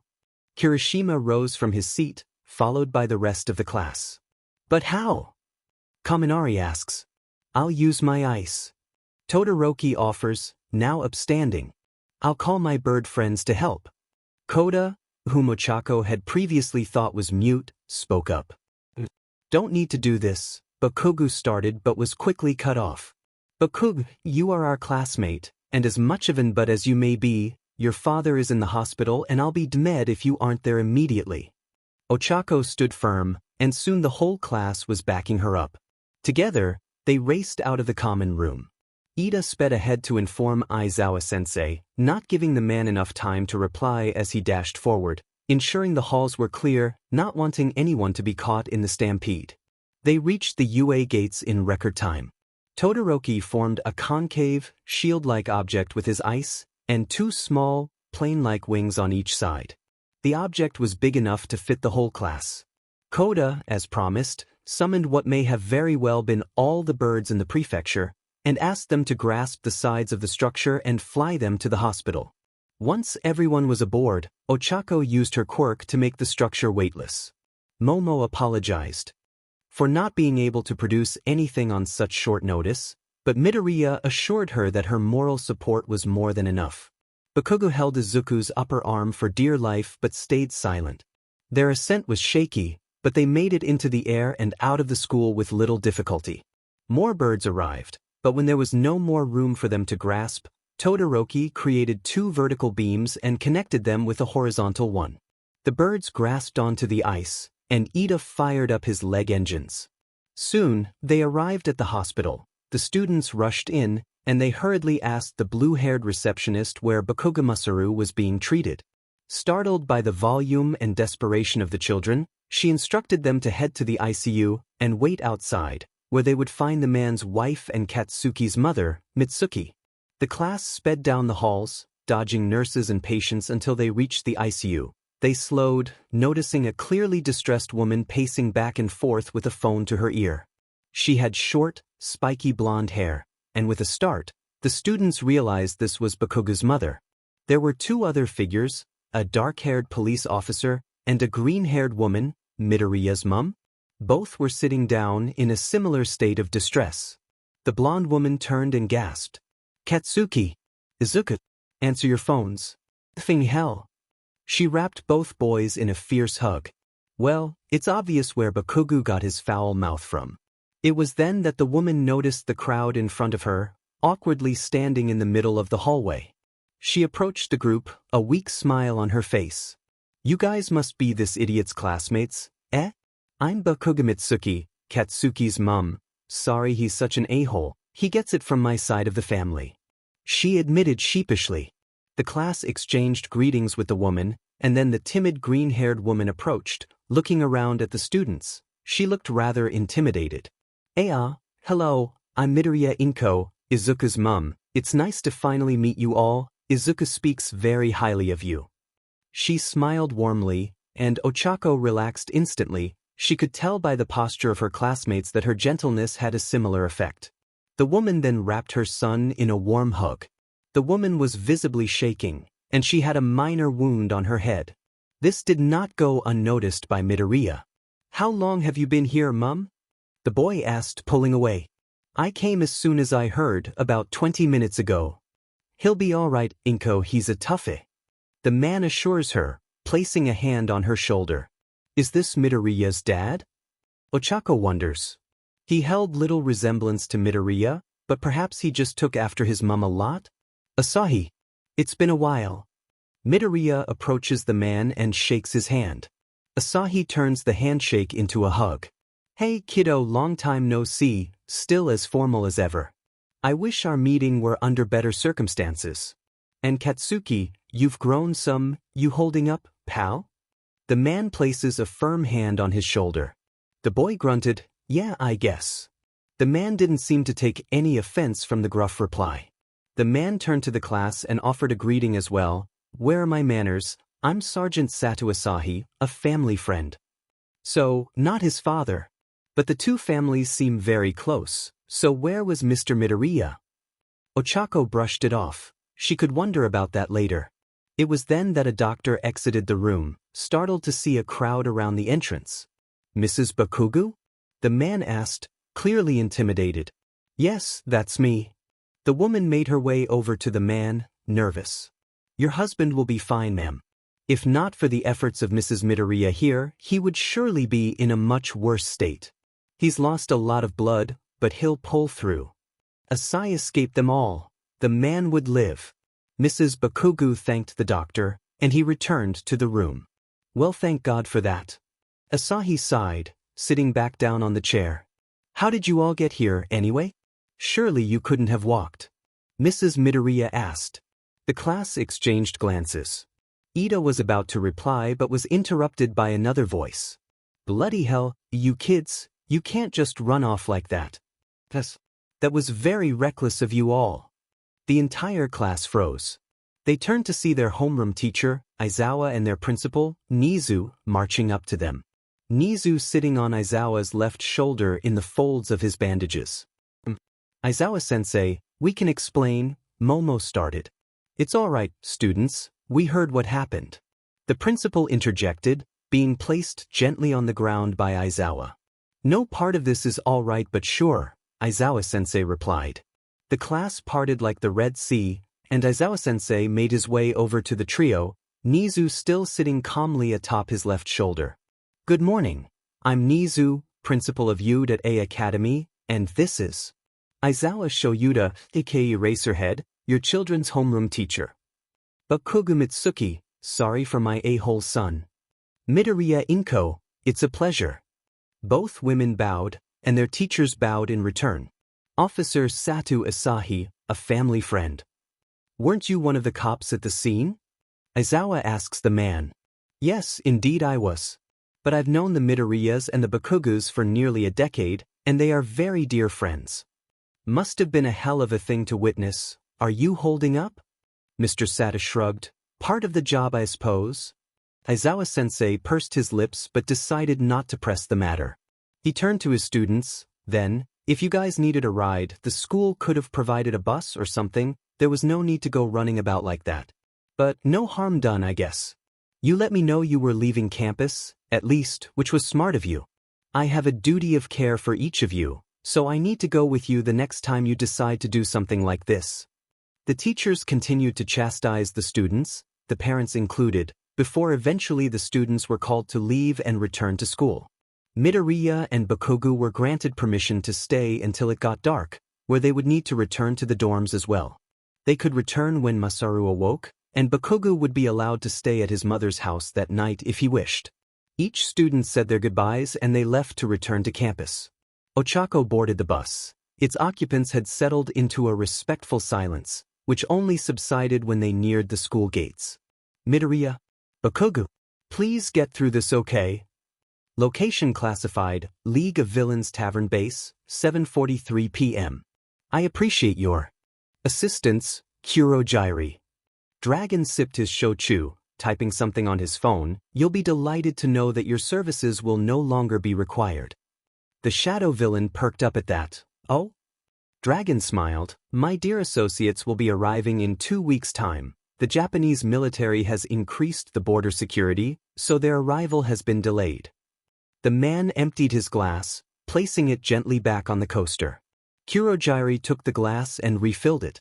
Gunmetal and Eclipse aren't exactly ones who blend in easily, so their delay was inevitable. Indeed, however, I think I'm going to let things cool down for a while, so their absence actually works out in my favor.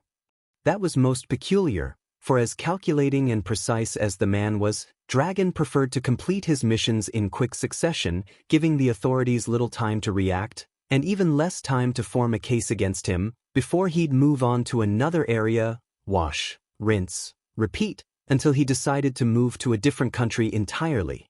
He had actually been conducting covert operations in Mongolia for about 2 weeks prior to arriving in Japan. Dragon had brought him up to speed while they prepared for their attack on the Nakajimi Noen Cafe. His associates have not been as active, given they only joined his cause 3 years prior, but they had already gained reputations as crazed murderers. When I first became the fire-breathing villain, Dragon, I created my pattern of killing in such a way that after I've hit a few towns it will become clear to the authorities where I would be heading next, as well as who would be my next targets. Kurojairi looked at the man quizzically. Wait, so all that was intentional? Why, of course, even before I became a villain to the public, I have spent my entire life as a Yakuza, as did my father and his mother and father before him. I was trained by the best. Family business, then? Interesting. Yes, my family has been in the crime business for generations. My great-grandmother and my great-great-uncle actually founded the Yakuza I am a part of. She was a ruthless woman, which was the only reason her male subordinates never spoke out against her gender. The man sipped his shochu, sending another message on his phone. But I digress. After my second string of murders, I changed up the times, locations, and expanded my list of targets.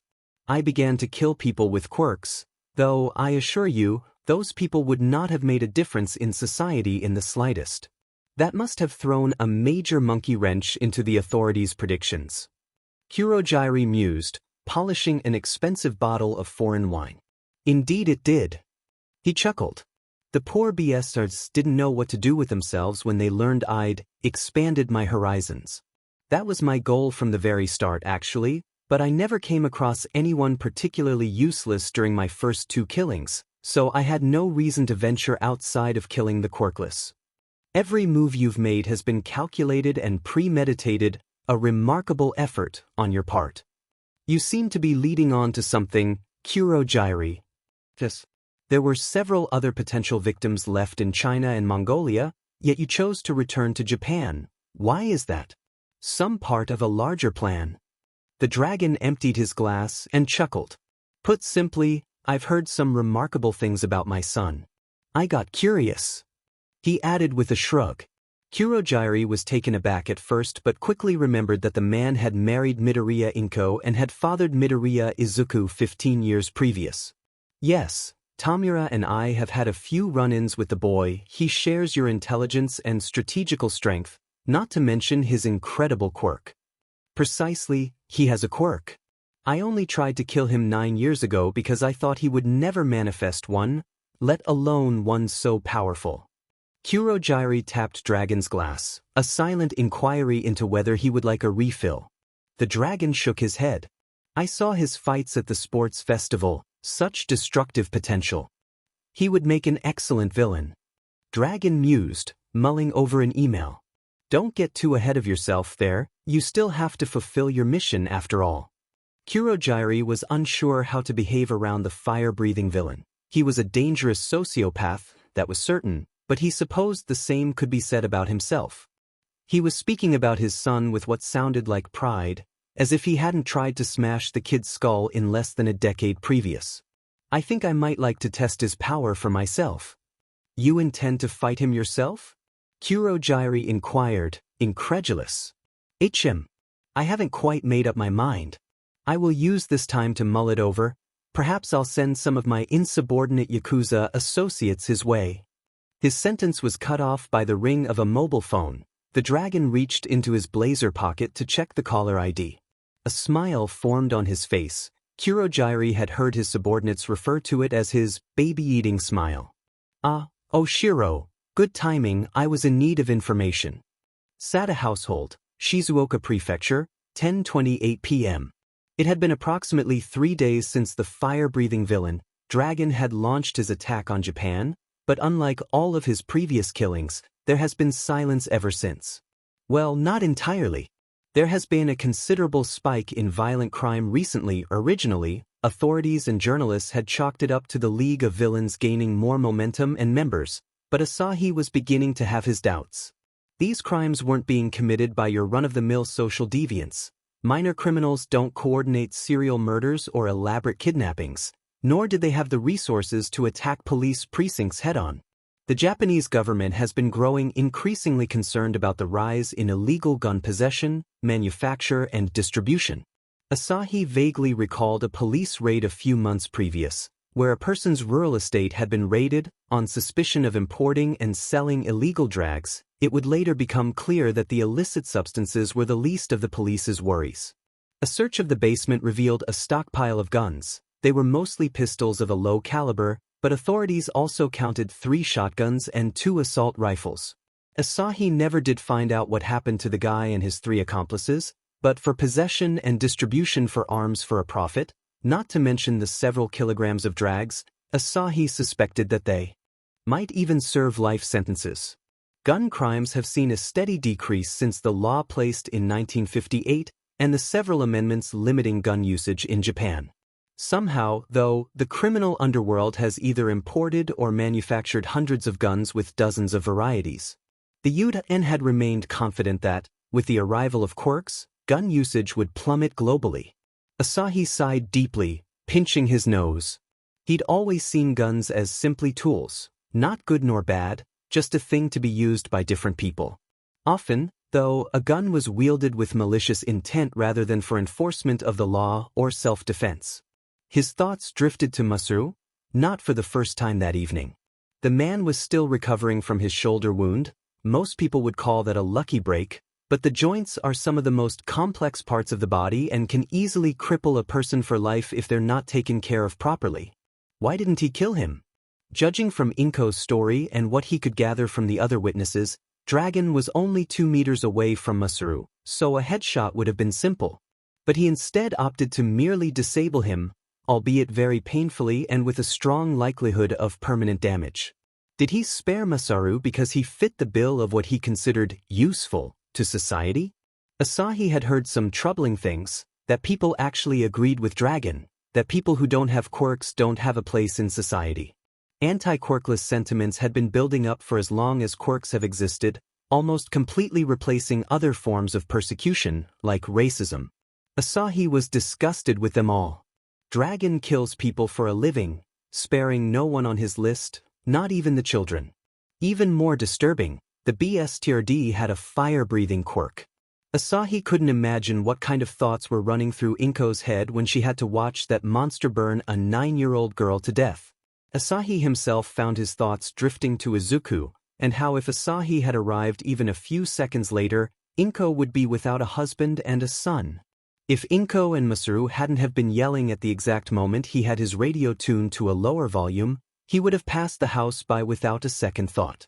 The two men's quirks were almost identical, and though Dragon's quirk was far more concentrated, it had a shorter range than Hisashi's. But what if the two were one in the same? What if Midoriya Hisashi had somehow faked his death? No, what was this, a spy movie? Come on, Asahi, there are billions of people in the world. It makes sense that there would be similarities between quirks. Asahi noticed his left leg shaking, a nervous tic he'd never been able to shake, pardon the pun, and made a conscious effort to still it. Either way, I can't entirely rule it out.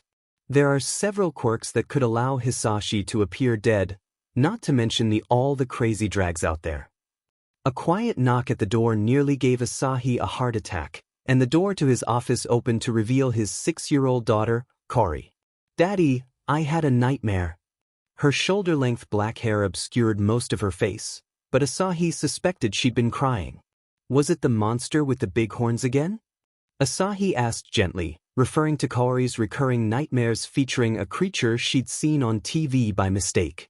Poor thing had been so frightened by it she'd burst into tears on the spot. Mommy won't wake up. I'm scared. He chuckled, knowing his wife could sleep through a nuclear bomb, and stood. "Come here, I'll tuck you in. Can you stay with me until I fall asleep?" Asahi had to work the morning shift, but how could he resist those beautiful brown puppy dog eyes? "Sure, sweetie." He picked her up, and she latched onto him like a koala, "and if I see that monster with the horns, I'll knock him into next week."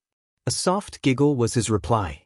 Asahi switched off the table lamp and gently closed the door to his office. Unit A Academy, Yudata Cafeteria, 11:30 a.m. Izuku was mildly concerned. Well, actually, he was completely horrified, disgusted, and enraged. There was a new villain in Japan. He'd injured his mother, shot and hospitalized the man who was basically his uncle, and killed a 9-year-old girl in cold blood. The fact that he had a fire-breathing quirk almost identical to his late father didn't make the news any easier to hear. That wasn't his current issue, though. Izuku had noticed Class 1B glaring at Katsuki when he entered the cafeteria, but when he neared their tables they quickly turned away, suddenly very interested in their food. "Kaken, what did you do?" Izuku finally asked. "What are you talking about?" Katsuki turns his head, a rice ball held between two chopsticks. "Why is Class B glaring at you like that?" he elaborated, and then glanced over at his tablemates Uraraka, Thu, Todoroki, Ida, and Kirishima. "Should I apologize or—" "Oh, that's right. Todoroki and Ida were all in the hospital when it happened." Uraraka started, and Izuku sent a worried glance over to Katsuki. "Oh gosh, did you start a fight? Why is that always the first conclusion you come to?" "Because I remember you winding up in the principal's office more than a few times." Chuckles erupted on their table. "Hey, I was defending you, Dus." Ida spoke up, then, "Regardless of your motive, you need to work on conflict resolution techniques that don't involve blowing people up." "I never actually blew anyone up, you know," Katsuki stated as he popped a baby carrot into his mouth. "But Kugakuen wasn't in the wrong the other day, Midoriya-chan, I assure you." "So you said, getting back on topic?" "Yeah. What that Monoma guy said was totally uncalled for." Kirishima continued. Katsuki's eyes narrowed in rage, but otherwise, his expression was calm as he chewed on his rice. "Oh, he's the one with the copying quirk, right?" Todoroki asked. "Yep, he's a total douchebag too," Kirishima answered. "The guy started having a go at us for no reason, saying things like, 'You 1A kids are so full of yourselves,' and then some of his classmates joined in and started straight up harassing Bakugo." "What were they saying?" Izuku asks, now understanding Katsuki's rage. "This one girl basically told him he was a cruel person for not going easy on me in the sports festival," Uraraka starts tentatively, "and how his personality isn't heroic in the slightest." "I don't need some blonde dickhead to remind me I'm an a-hole," Katsuki interjects, startling everyone. "I know I am, but it's not like I can help it." Everyone shot Izuku a quizzical look, but no one pressed for information. "We all know you're not as bad of a guy as you seem. You totally shut him down when he trash-talked Uraraka. Heartless people don't stick up for others after all." Kirishima slapped Katsuki on the shoulder, and that seemed to be enough to lift Katsuki's spirit. Ida adjusted his glasses. "It sounds to me like Monoma-kun has a serious inferiority complex." "Demonstrate," Katsuki said. Izuku just giggled, nudging Katsuki with his elbow. "You really do have a heart of gold, Kaken?" "Pfuff. You at A Academy, Yudata dormitories." Izuku flopped back onto his dorm room's bed and sighed deeply. The whole country was on the fritz. The fire-breathing villain, Dragon, had really thrown a monkey wrench into the works. Just when the dust had settled, just when people were beginning to pick up the pieces of their lives in the aftermath of the hero killer, Stan's rampage, yet another murderer has arrived to wreak havoc on the Japanese public. In response, Yurei Academy had postponed the hero course's much-anticipated holiday training camp. The staff couldn't risk endangering their students by sending a group of students, who had already been targeted by villains, into a secluded forest with a few pro-heroes, while the nation was being overrun with villains. Simply increasing manpower would do no good. The attackers would hold the element of surprise, or they could take hostages. Though it was devastating to miss such an opportunity, the staff assured the students that the training camp would take place during the following school break. But of course, that wasn't the only reason for the rise in security nationwide. Yakuza. Gangs of criminals that ranged from your run-of-the-mill social deviant to complete psychopaths who murdered and kidnapped for money. Or for fun. They bribed government officials and prominent businessmen. They tricked store owners into paying them for protection, forced citizens to vote for whoever the Yakuza were fond of during election seasons. They smuggled and distributed illicit drugs, handled black market organ trafficking, weapons trafficking, and human trafficking. Yakuza had been on a steady decline since the 80s, but it would seem that the League of Villains making their move, combined with Stain and Dragon's appearances, started a chain reaction of crimes the likes Japan hadn't seen since in decades. It was bad enough that Yakuza still existed, but for groups to so blatantly make their existence known must mean that this rise has been happening for some time. Izuku recalled an analogy a newscaster used a few nights previous. Yakuza are like cockroaches. If you see one, it means your home is already infested. That and the fact that everyone hates cockroaches. Class 1A had been asked to stay on campus for an additional few days before they could return home, something about police questioning. It made sense. 1A had come face-to-face with the League on several occasions, not to mention Todoroki, Ida and Izuku's unexpected encounter with Stain himself, along with Shigaraki and Izuku's confrontation in the mall just a week prior. Izuku seemed to attract monsters like a magnet. He expected to come face-to-face with villains when he was a pro-hero, not a 15-year-old student. His life so far was something straight out of an anime, tragic childhood, complete with a dead parent, the classic underdog story, constant, grueling battles, physical as well as emotional, enemies and adversaries becoming close friends. His various inspirational speeches, now that he thought about it, he probably did sound like several of the characters from Fairy Tail.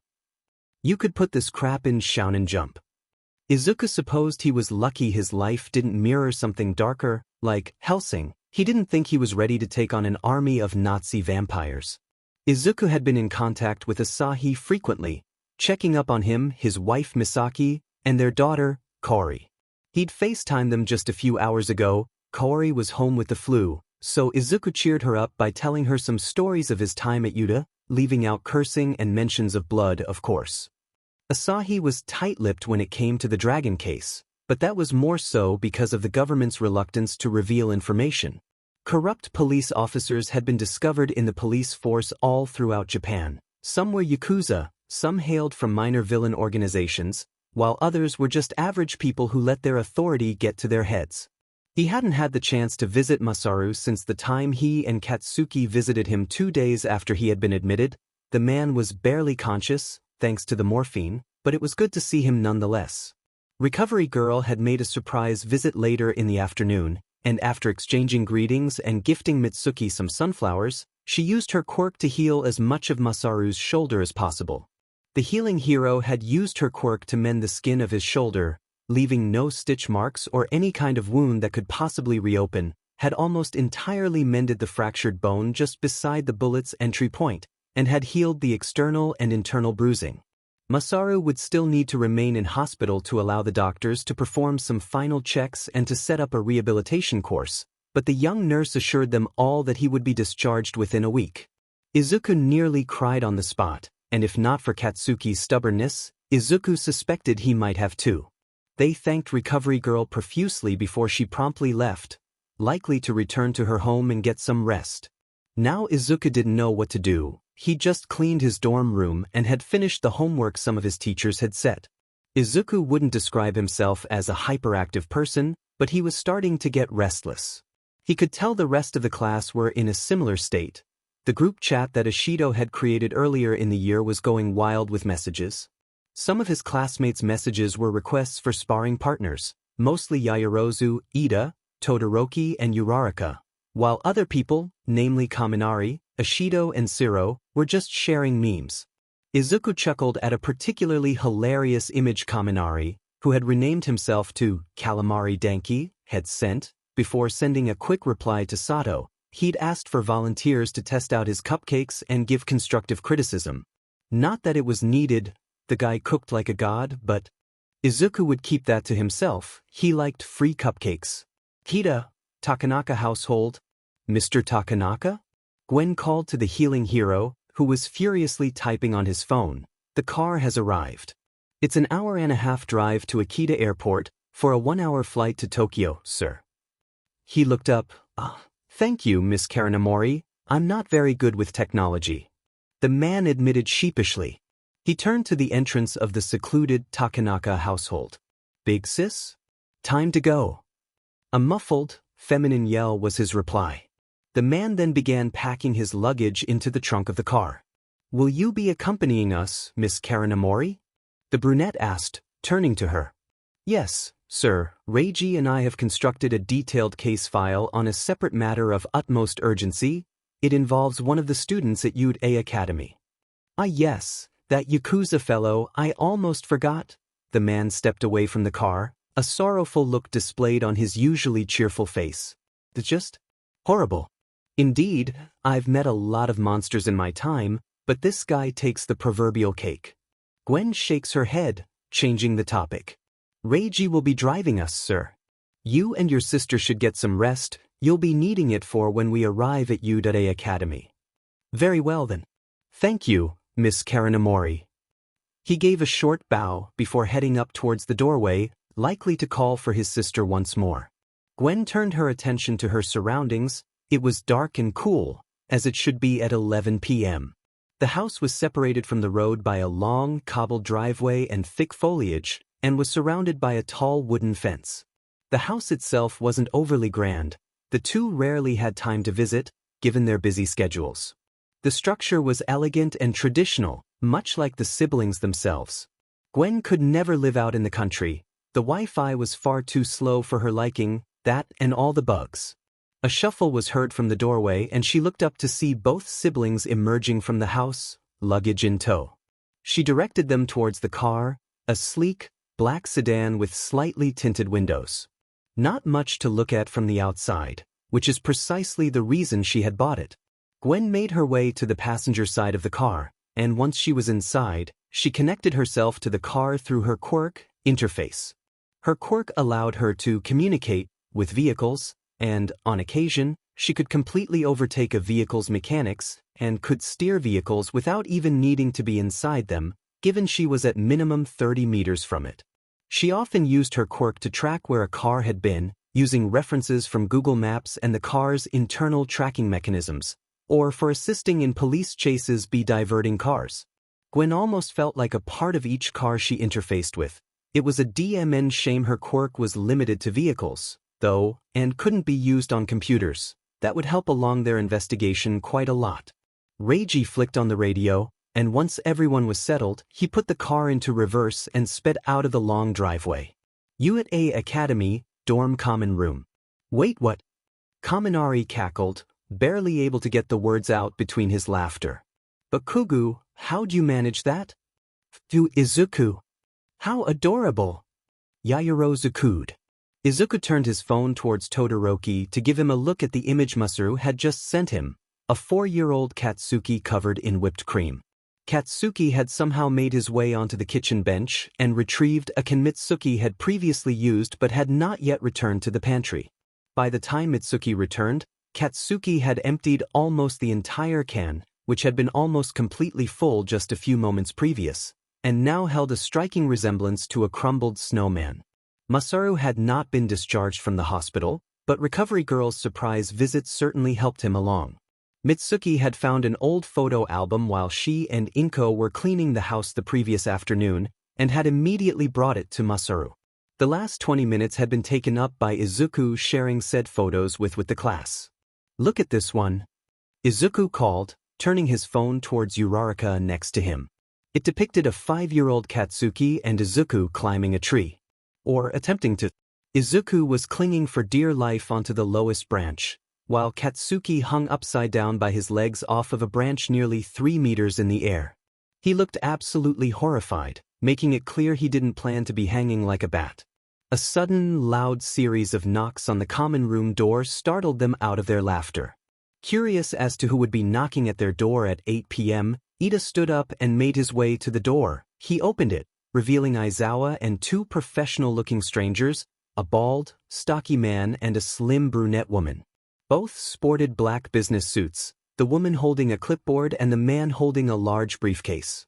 The woman's hair was cut in a neat bob, and the man wore thin-rimmed glasses, and they each appeared to be in their early 30s.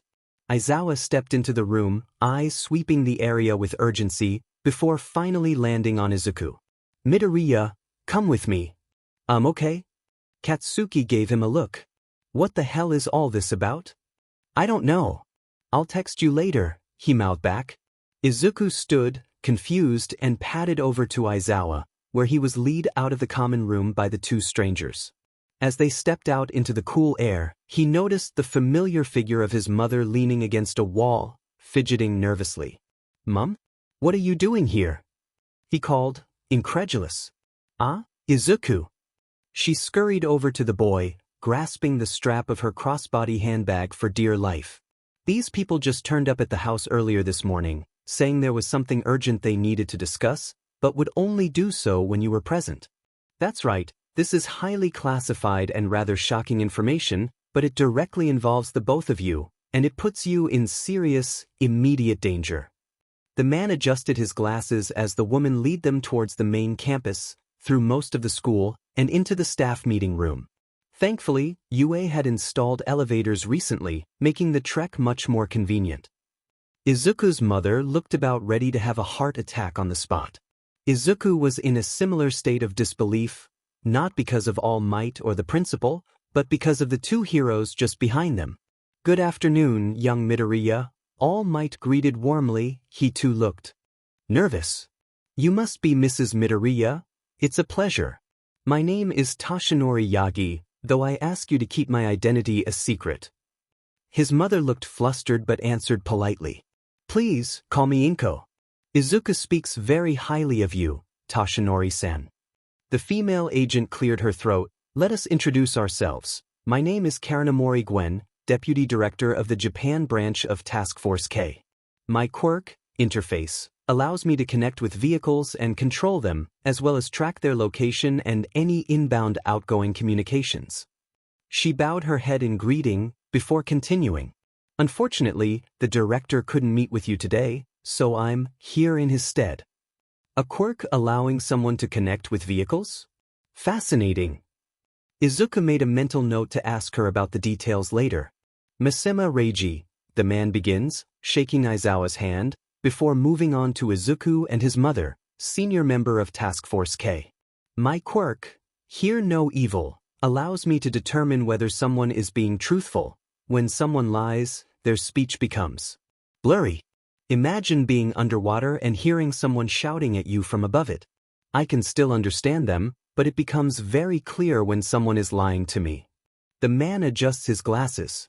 "Our organization was created to track, capture, and sentence murderous criminals. We are a worldwide organization working in tandem with local authorities as a subsidiary of the United Nations," Karanamori explains.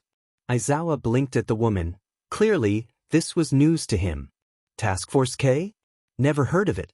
Must be pretty underground." The principal spoke up, then. "Indeed, Aizawa. These people have been sworn to secrecy of the highest degree. Their organization deals with matters of international security, after all." Just when he thought his life couldn't get any stranger. What was this Men in Black? Are there aliens Izuku doesn't know about? Well, probably not the ones are shown in sci-fi movies, that's for sure. There's got to be some kind of bacterium or some other life form out there. Izuku didn't notice he was muttering until his mother gently placed a hand on his shoulder. He jolted and his face flushed. The agents looked completely perplexed, so his mother clarified, "It's a nervous habit, he can't really help it." The male hero made his way over to the pair, then he shook both of their hands and then approached Aizawa, giving a similar greeting. "My name is Takanaka Daiki, and this is my elder sister, Mayu." Mayu gave no verbal greeting. Instead, she bowed deeply to the trio. "I'm sure you've heard of us," Daiki started. "We're the pair the public refers to as the killer-catcher duo. It's a shame we couldn't have arrived here earlier, maybe we could have finally taken down Stain." The regret was clear in the man's voice. "You may not have caught Stain, but you saved a whole hell of a lot of people in Russia, Takanaka," Misayama assured him. Takanaka Daiki was dressed in a crisp white dress shirt and black trousers. His black belt held surgical scissors, a combat knife and a flashlight, all things to aid him in the field. If not for the bright red armbands displaying a white cross, the universal symbol for a medic, he would look like your everyday office worker. Izuku knew better. Takanaka Daiki was a renowned and revered healer. His quirk, back from the brink, allowed him to heal what would usually be a fatal wound. The catch? He can only heal mortal wounds. The man had tested his ability on several patients with terminal illnesses, like cancer, but to no avail. He has also tested his quirk on patients with afflictions that could become fatal, but left the person in no immediate danger, like asthma, receiving similar results. Set aside all of that, the man had saved hundreds of lives across the world. He spent his free time visiting hospitals and disaster zones. He's a naturally kind and charismatic man who was infectiously positive. The sister, however, Takanaka Mayu, was dressed in a similarly simple outfit, a black tank top, beige sweatpants and a pair of basic brown sandals. She wore a black belt of her own, but instead, it held two swords, a 60-centimeter katana and a 30-centimeter wakizashi, a shorter, companion sword. Their scabbards were a deep royal blue and were intricately decorated with raised, swirling designs. She was visibly muscular and could probably break Izuku's neck in her sleep. Izuku couldn't help but notice her prominent scars. One scar ran horizontally across her left bicep, another ran from the underside of her chin up to her left cheek, just shy of her left eye.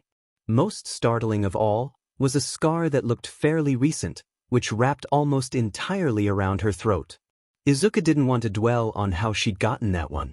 Mayu's demeanor was almost opposite to her younger brother's. She had a distinct air of despair and rage about her, was, admittedly, pretty awkward. Mayu's quirk, Sixth Sense, allowed her to not only detect murderous intent but also to sense when a person has recently murdered someone. This made her extremely valuable in the field, aiding local authorities in hunting dangerous criminals. Understandably, she never really got the chance to develop proper social skills, as she'd spent most of her teenage and adult life surrounded by some of the most horrible people alive. When Mayu wasn't hunting murderers, she was assisting the police in lesser matters until they were ordered to their next location. Izuku recalled the first and only TV interview the siblings ever did, which aired only a few months previous, in which Daiki advocated for the importance of mental health and how important it is to correctly diagnose someone. Not all healing is physical, you see, there's a psychological element to it as well. The human brain is much more complicated than most people realize. Physical health is important, but we need to take just as much care of our psychological health. All Might was still Izuku's favorite hero, but the Takanaka siblings were pretty high on the list. Karanamori looked over at All Might, and she cleared her throat once more. Right. The man stood, looking over to Izuku's mother. "This may surprise you," he said before steam erupted from the man and he began to shrink down until he had morphed into a gaunt, sickly-looking version of himself. Inko gasped, a hand on her chest. Izuku glanced over at Karanamori and then Masim, seated beside him. "I thought only the teachers at Udare, Gran Torino, Recovery Girl and Detective Tsukachi knew of All Might's condition. Well, they are from the government, so it kind of makes sense," Izuku thought. And then the man coughed blood. Oh goodness! His mother covered her mouth, skin losing all the color it previously had. Izuku worried she might faint. I assure you, Mrs. Midoriya, this is completely normal for him. The principal said, sipping his tea. Izuku passed the man a handkerchief.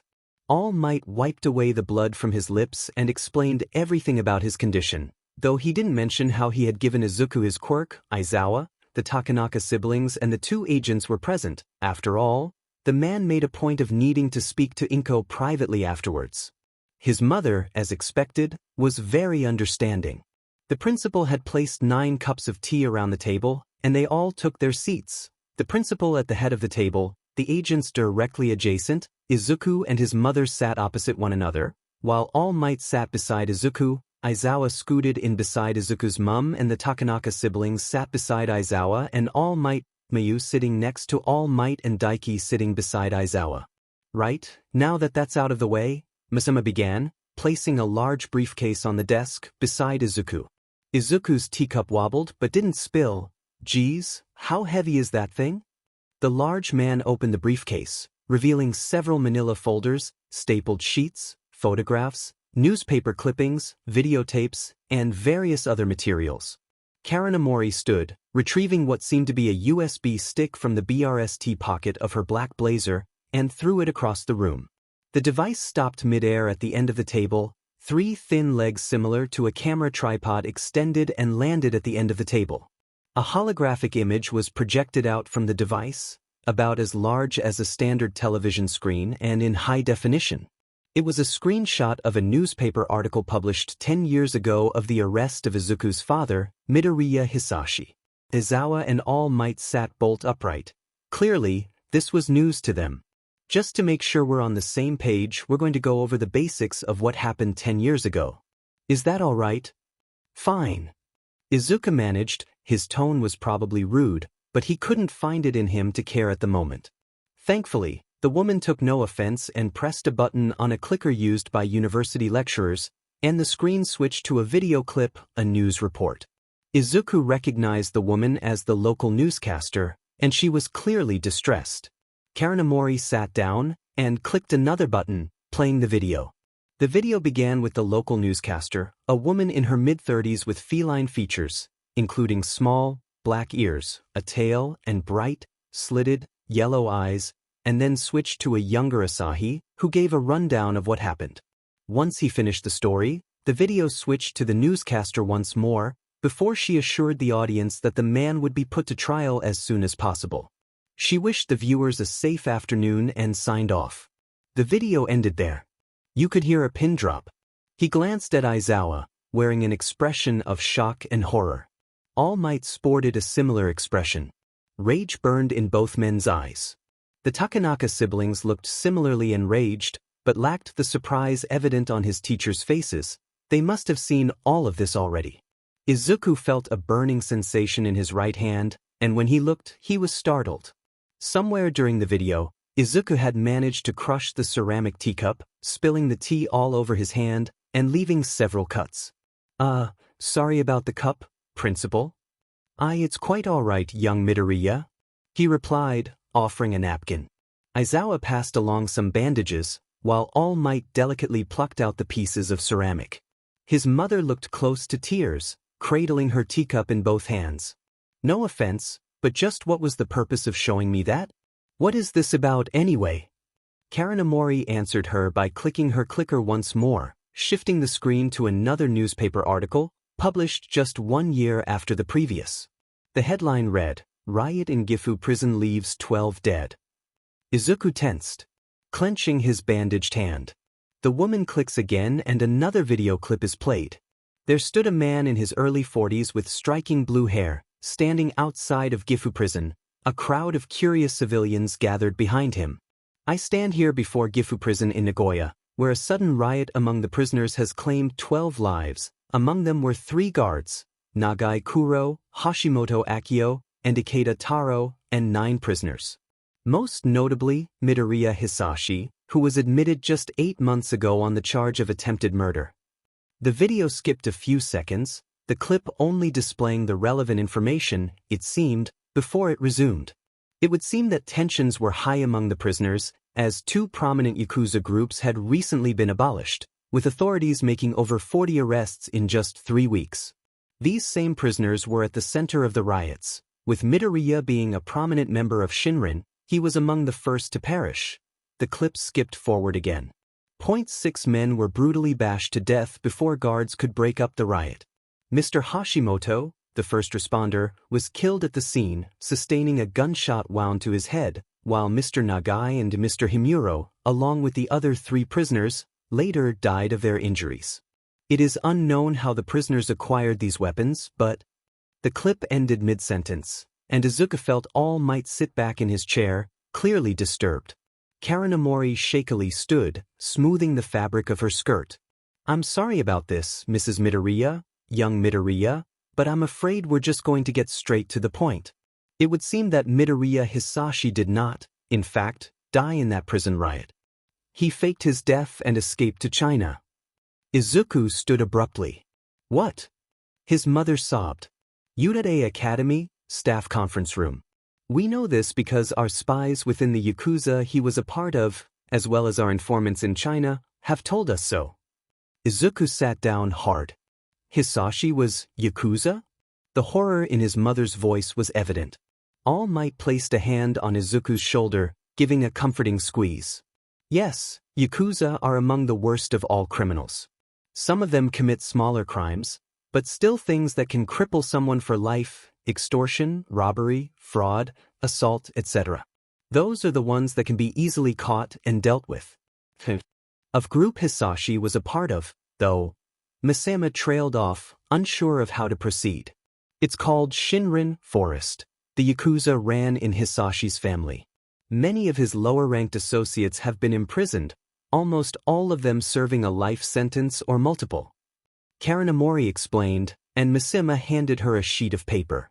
The woman began to read from the paper: distribution, possession and manufacture of illicit substances, robbery, assault, illegal possession, manufacture and distribution of arms. Izuku's stomach dropped. He never considered how extensive the criminal world was outside of Japan. Shigaraki Tamura and the League of Villains, the hero killer, Stain. They were horrible people, but the Yakuza was something else entirely. Murder, attempted murder, organ trafficking, and human trafficking. Karanamori lowered the sheet, clearly a document she'd been exposed to before, but the disgust and horror in her eyes was unmissable. Human trafficking? Oh God.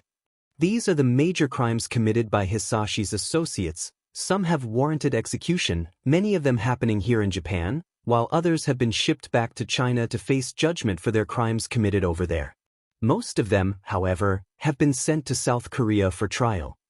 Oh, that's right, China carries out capital punishment too. Izuku recalled a world history class from a few weeks prior when they focused on crime and punishment across the globe for the week. Wait back. Aizawa-sensei questioned. Yes, many of the Shinrin's members were of Chinese and/or Korean origin. They were mostly illegal immigrants, so they were transported back there for due punishment, Karanamori explained. Misama nods. I hate to say it, but many people of Chinese or Korean origin or ancestry who have moved to Japan end up becoming Yakuza. They're not treated as genuine members of society, they spend their lives as outcasts, exactly the kind of people Yakuza groups are looking for. But never realized how bad it was. Izuku felt like a fool. Of course the main components of the Yakuza wouldn't be full-blooded Japanese. People just love to be racist, after all. I don't know a whole lot about politics, but isn't execution kind of rare? It is. Only people who have murdered someone are executed, and even then it's generally restricted to those with multiple victims, or if their crimes were especially gruesome. Karanamori trails off. Unfortunately, Hisashi meets that criteria. Misama pursed his lips, unsure of how to continue. When the authorities catch him, he'll surely be executed. The man removed 2 manila folders from his large briefcase and placed them on the table. I need not remind you that this information is not to be disclosed except for at our discretion. There are agents that perform vital work for the government listed in these documents, and their lives would be in serious danger if word got out. Misama warned. He turned to Karanamori and seemed to reconsider, and then added, there can be a maximum of 4 people in the loop, people you trust. Kaken, Mitsuki, Hiru, and Asahi? No, he's probably already been made aware of the situation, given his prior history. So, Detective Tsukachi, then? Sounds about right. There are no 4 people I trust more. Each occupant gave a firm nod. Misema passed the folders to Principal Nizu and Izuku's mother. Those documents are identical. We thought it best for both the family and the school to have a copy of the information. It's a simplified rundown of the organization's reign of terror. The group is comprised of mostly Japanese, Korean, and Chinese criminals, and have what could be considered a headquarters in all 3 countries. Now, I'm going to show you some security footage taken from Gifu prison of the riot that supposedly killed Hisashi. If you'll please pay close attention. The woman clicked her clicker, and a slightly grainy security feed appeared on the screen. It was security footage of the prison cafeteria. Karanamori clicked again, and the footage played. The feed started out relatively normal, the prisoners arriving and retrieving their meals from the prison chef and shuffling off themselves into their little factions. Izuku noticed 2 of the tables had significantly more people than the others. The 2 conflicting Yakuza groups, he guessed. One of the men sitting at a table by the window stood, as did several others sitting at various points around the cafeteria. Something flew across the cafeteria and hit one of the Yakuza members in the back of the head. Food, probably. The man stood up and stormed over to the other table, picking up one of the members who happened to be laughing and pulled him out of his seat by the collar of his prison jumpsuit. From there, things escalated pretty quickly, and an all-out brawl had begun. Izuku heard a click, and the video paused. Notice the men who stood up before the riot? We believe that the action was some kind of signal to another prisoner to throw the food. It's a rather smart tactic, actually. Use the aggression of others to your advantage to carry out your will. Karanamori said. She clicked her clicker and the video unpaused. A man Izuku knew all too well was seen sprawled over a table, blood pooled beneath his head. He saw another man get tackled by a blue-skinned prisoner and was promptly stabbed in the throat, while another prisoner was flung against a wall. One brave prison guard stepped in to try to contain the violence. He had a taser and what looked like a dart gun, but he was quickly overpowered. 8 more guards entered the scene, each carrying a dart gun. One guard had a tentacle-like tail that held a gun of its own. They began shooting the prisoners. The darts must have held some kind of sedative because the rioters quickly began to fall unconscious. By the end of the video, the few rioters and left standing and those not involved in the riot had their hands raised in surrender. The clip ended there. Now, the man you saw, sprawled over one of the tables? That wasn't actually your father, one of his associates, a Yakuza member who has only recently come into police custody, had a very powerful quirk. He could take on the appearance of any person, so long as he absorbed enough of their DNA, usually by ingesting their blood. Izuku shivered. He'd encountered someone before who could do horrible things after ingesting blood, hero killer Stain. The memory wasn't a pleasant one. Another one of his Yakuza associates, who, again, had not yet been caught by the authorities, had the ability to manipulate the visible light spectrum and create a refraction field, rendering him almost invisible. However, some of the cameras of the prison were in poor condition and in need of maintenance, so he was easily missed in the footage. They helped Hisashi escape the prison via a series of tunnels that had been dug by previous prisoners in attempts to escape. 6 guards were arrested after the fact, as they had been helping the prisoners make their escape and had a hand in starting the riot. You said, what happened to those men? Nizu questioned. The ones who helped Hisashi? They were executed a few months after the breakout, on charges completely separate. The guards and a few other Yakuza received anywhere from 40 years to a life sentence for their crimes. Misema passed several files around the table, containing the identities of all the arrested Yakuza members, as well as their quirks, while Karanamori continued speaking. Our intelligence suggests that Hisashi and his associates had escaped Japan via a cargo ship headed for China, and judging by the news reports, it would seem he's had some help from local triads in repositioning himself in a seat of power in the criminal world. Izuku felt his stomach drop. How do your informants know that this information is reliable? All Might questioned, speaking up for the first time since the meeting began. DNA testing has confirmed that he'd been hiding out in at least 12 supposedly empty warehouses, as well as 3 high-rise buildings, each time on the penthouse floor. Izuku was confused at first, but then it sunk in. The local triads had been helping him, Izuku said, voice strained. Karanamori nodded. But it seems he caught the attention of one of the larger groups, which explains the penthouses.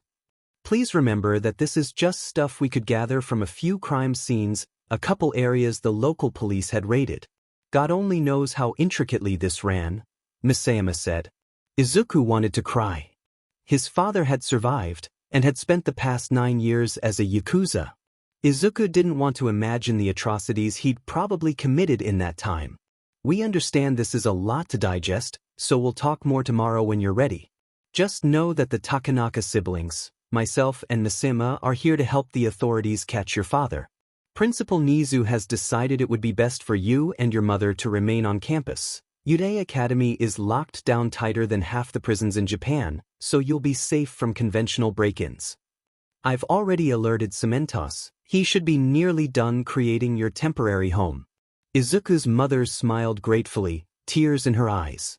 We'll have some officers drop by your house to pick up some essentials, and we'll have a guard posted nearby in case Hisashi decides to make a move. Misayama stood, closing the briefcase. We'll be cooperating with police forces in both Tokyo and Shizuoka to get a better idea of if, when and where Hisashi will appear. I've already taken the liberty of speaking to Detective Satu Asahi, and I'll inform every officer to keep him in the loop. Izuku, now upstanding, made his way over to his trembling mother. He grasped her hand and she squeezed tightly. Izuku suspected the only reason she hadn't broken down in tears was the sheer shock of the situation. That's what was keeping him from being a sobbing mess, at the very least. I'll make sure the public doesn't find out about your relocation, Mrs. Midoriya. The last thing we need is every villain in Japan knowing you're here at UA. Nizu assured her from his perch on Aizawa's shoulder. When did he get there? A large, comforting hand was placed on Izuku's shoulder. Izuku turned to see a determined All Might standing beside him. I swear to you, young Midoriya, Mrs. Midoriya, I will not let that man hurt you ever again. Udata Dormitories, UA Academy. Izuku hadn't returned to the dorm common room. Which was weird enough if he'd let them know he wouldn't be coming back and just went straight to bed, but Katsuki hadn't heard anything from Izuku in nearly 2 hours. Though he would sooner impale himself than admit it, he did care for the green-haired idiot, though he certainly wasn't as helpless as he once was. Did you seriously just figure that out? Katsuki sat at the desk in his dorm room, his right leg shaking, a nervous habit Katsuki didn't even know he'd had until his dad had been put in the hospital. He'd begun his homework, because, despite popular opinion, he did give a sheet about school, but soon realized he couldn't concentrate at all.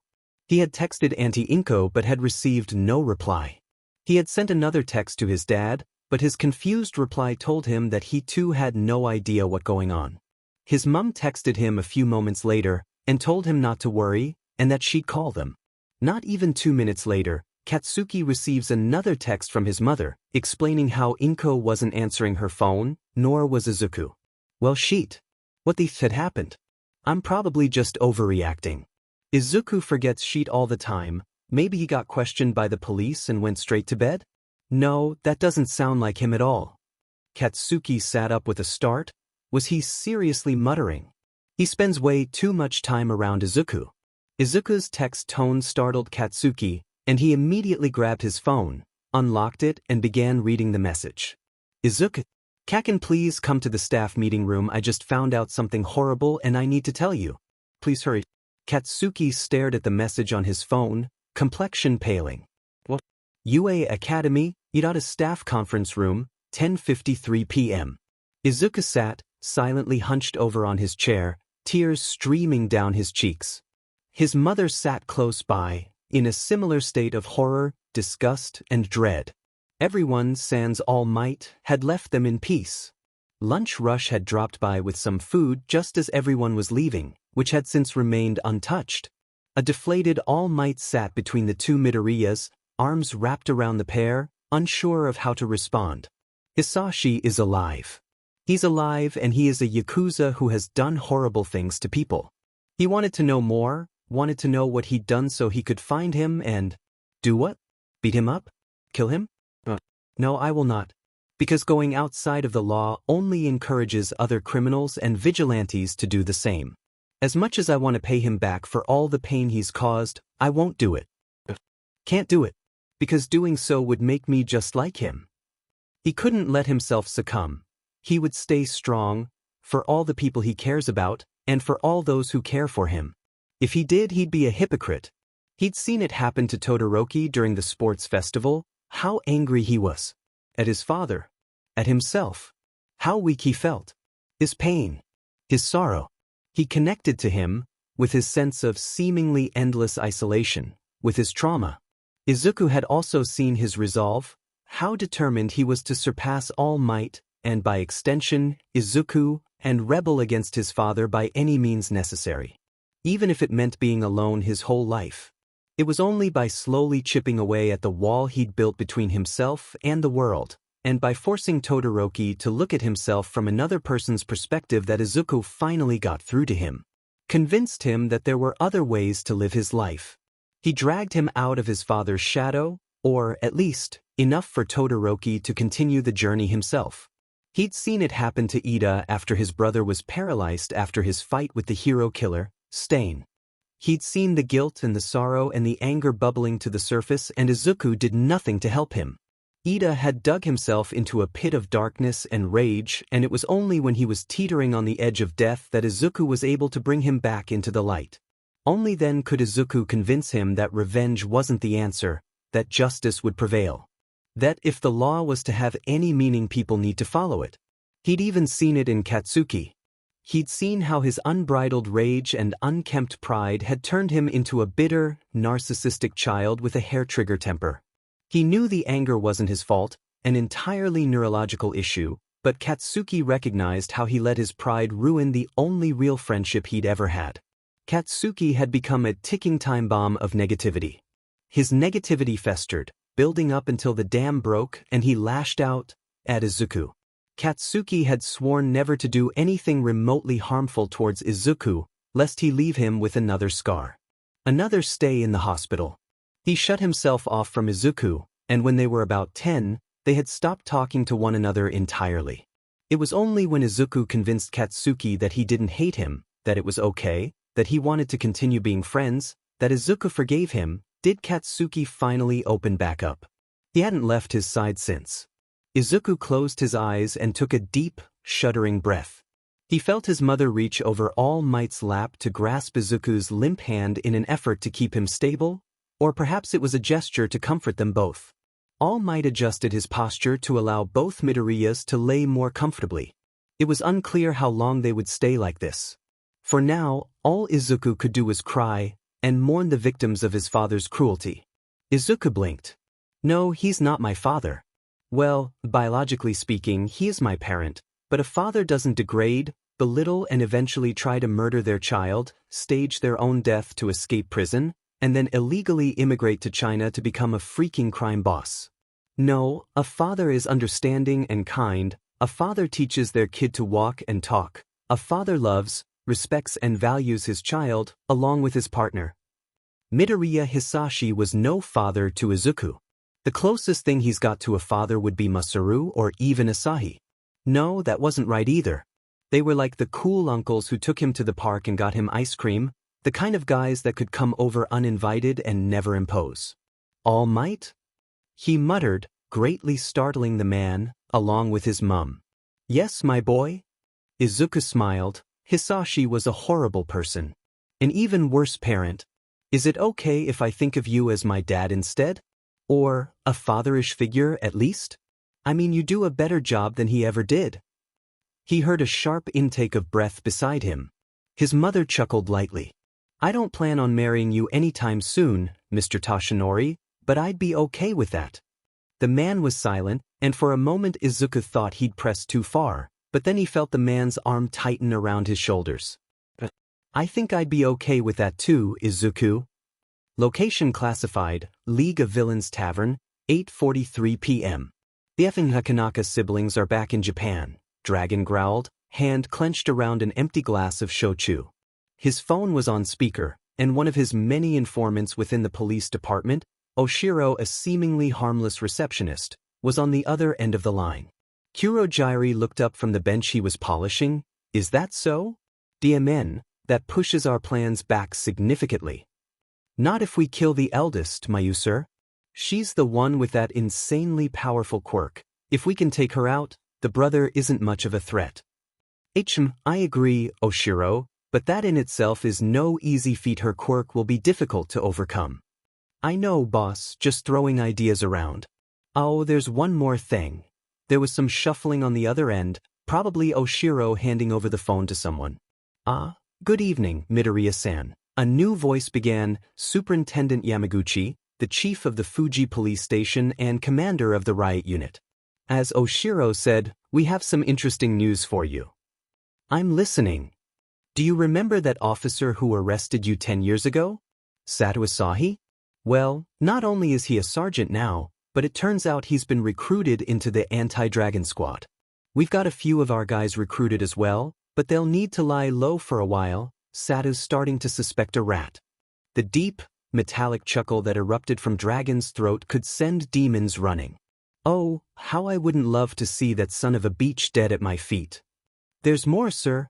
Bakugmasaru has been discharged from the hospital and has started taking on some of the Yakuza, namely our group. He and some of his co-workers arrested Kaguri, and Zhang, Zhu, and Makoto. I knew he'd be a thorn in my side. I should have killed him in that cafe. Why didn't you then? Kurojairi asked, intrigued. The man paused and then sighed. Sentimentality. Emotions are a real pain. We used to be good friends. I won't make that mistake again. Yamaguchi. Yes, sir. Keep me up to date. Any and all information, no matter how trivial, gets sent to me. Understood? I want to know where they go, what they do, who they speak to, relatives, friends. Anything. Yes, sir.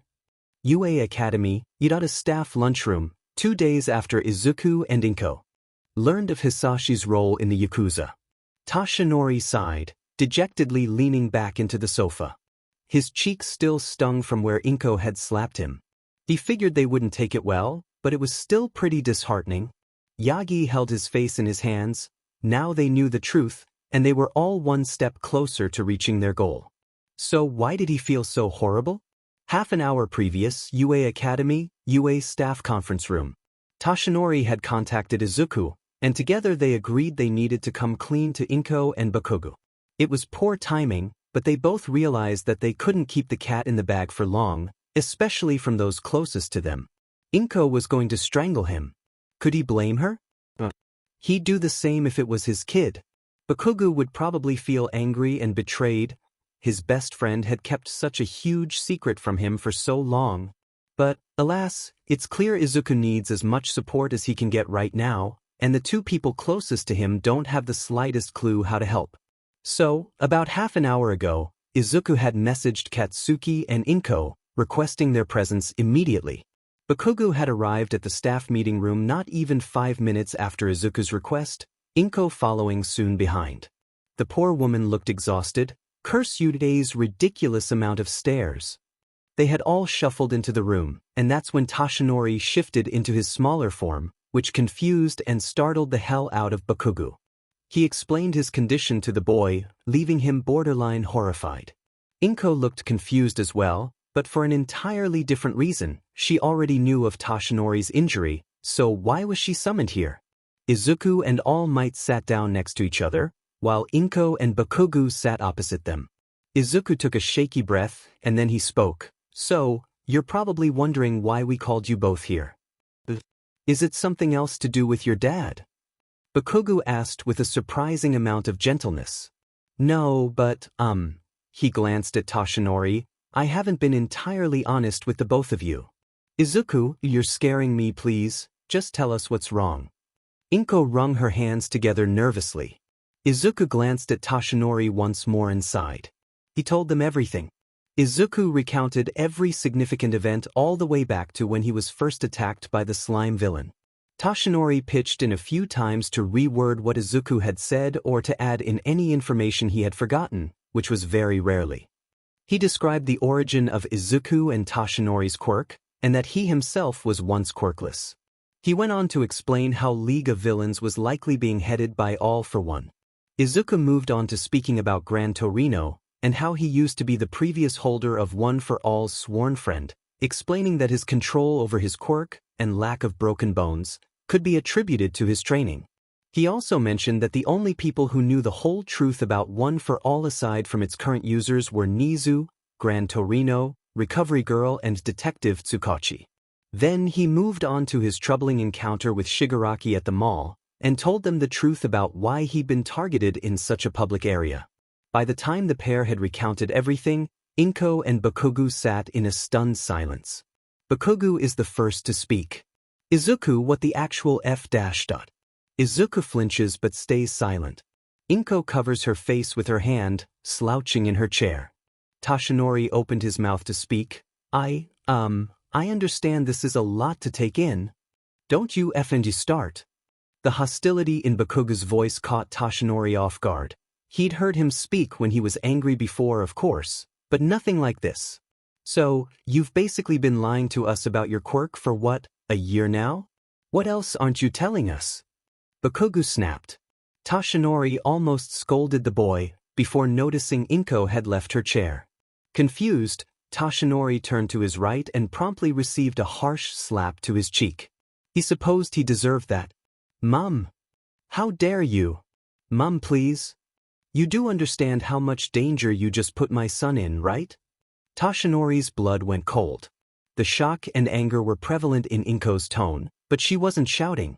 Perhaps that's what made it so much worse. Yes, I know. He clenched his fist, he did know. So all the times he'd come home with bruises and gashes, that was your idea of training him? My apologies, we should have told you sooner. Demon right, you should have. Bakugo shouted, now upstanding. He turned to Izuku. What, do you not trust us enough? It was hard to miss the way Izuku's eyes teared up. That's not it at all. There was just so much going on, I guess I just got caught up in all of it. Caught up? Are you kidding me? That's kind of an important thing to gloss over, Izuku. How could I have possibly explained it? Izuku rose from his seat, face reddening. You could have told us the truth, you idiot. You basically lied to us about your quirk. We could have helped you. I have to agree with Katsuki on this one, Izuku. It was foolish to hide the truth behind your quirk from us. Even more so for you to receive a quirk at all. Inko spoke, voice raised but not quite shouting. That's easy for you to say. Izuku yelled back. You too have always had a quirk. I never did, I shouldn't even have one. The regret on Inko's face was clear. I was offered a chance to help people, to become a hero, someone who inspires others, so of course I'd do it. I couldn't be who I am today without this quirk. Bakugo opened his mouth to speak, but Izuku cut him off. I do trust you with my life, in fact, but I put off telling you because this is precisely the type of backlash I was expecting. Neither of you would understand, how could you? He finished bitterly. He was right. Quirks really are everything. That's not true, Izuku. You can be whatever you want to be, you don't need a quirk. Inko tried to reason with him but was quickly shut down. I reiterate, neither of you can possibly understand the fullest extent of my reasoning. Despite desperately wanting to be a hero, I was not meant to have a quirk. An opportunity presented itself, and I took it. Whether you agree or not is irrelevant, it was my decision. Tashinori's felt a swell of pride in his chest, but it was quickly beaten down by guilt. Because no matter what Izuku said, this was all on him. Izuku, Tashinori started, unsure of what to say. You know what? Fine, whatever. Bakugo turned to the door and walked right up. Izuku sat down, hard, shame plastered over his face. I respect your choice, Izuku. I'm glad you're sticking to your decisions. I think I need some time to process all of this. The woman bowed lightly, before she too made her way out of the room, leaving Izuku and Tashinori in silence. Shizuoka Prefecture, Fuji Police Station, 8:43 p.m. Hey, Yamaguchi-san. Asahi called, jogging across the pavement of the car park to the superintendent. Oh hey Sato, what's up? The man looks up from his phone, probably about to make a call. I've got some files I'd like you to look over, if that's alright, sir. He waves his arm holding a manila folder. Oh, were you about to call someone? Sorry to interrupt. It can wait, the man says politely, depositing his phone into his trouser pocket. Ah, that reminds me, I've got some material I need you to relay to the task force investigating Midoriya Hisashi. Actually, it's all in the car. He gestures for Asahi to follow, so he does. Asahi crosses the break in the car park and reaches Yamaguchi's car, a black Toyota Camry. The man unlocks his car and opens the back seat door. It was empty. Asahi looks quizzically at the man. He simply smiled. Sorry about this, Sato, nothing personal. He didn't hear the footsteps approach until it was too late. A sharp pain entered Asahi's consciousness, and everything went dark. Kale Marina, Shizuoka Prefecture, 11:25 p.m. Hisashi studied Sato with a curious gaze. Just one encounter, just one arrest had changed this man's life forever.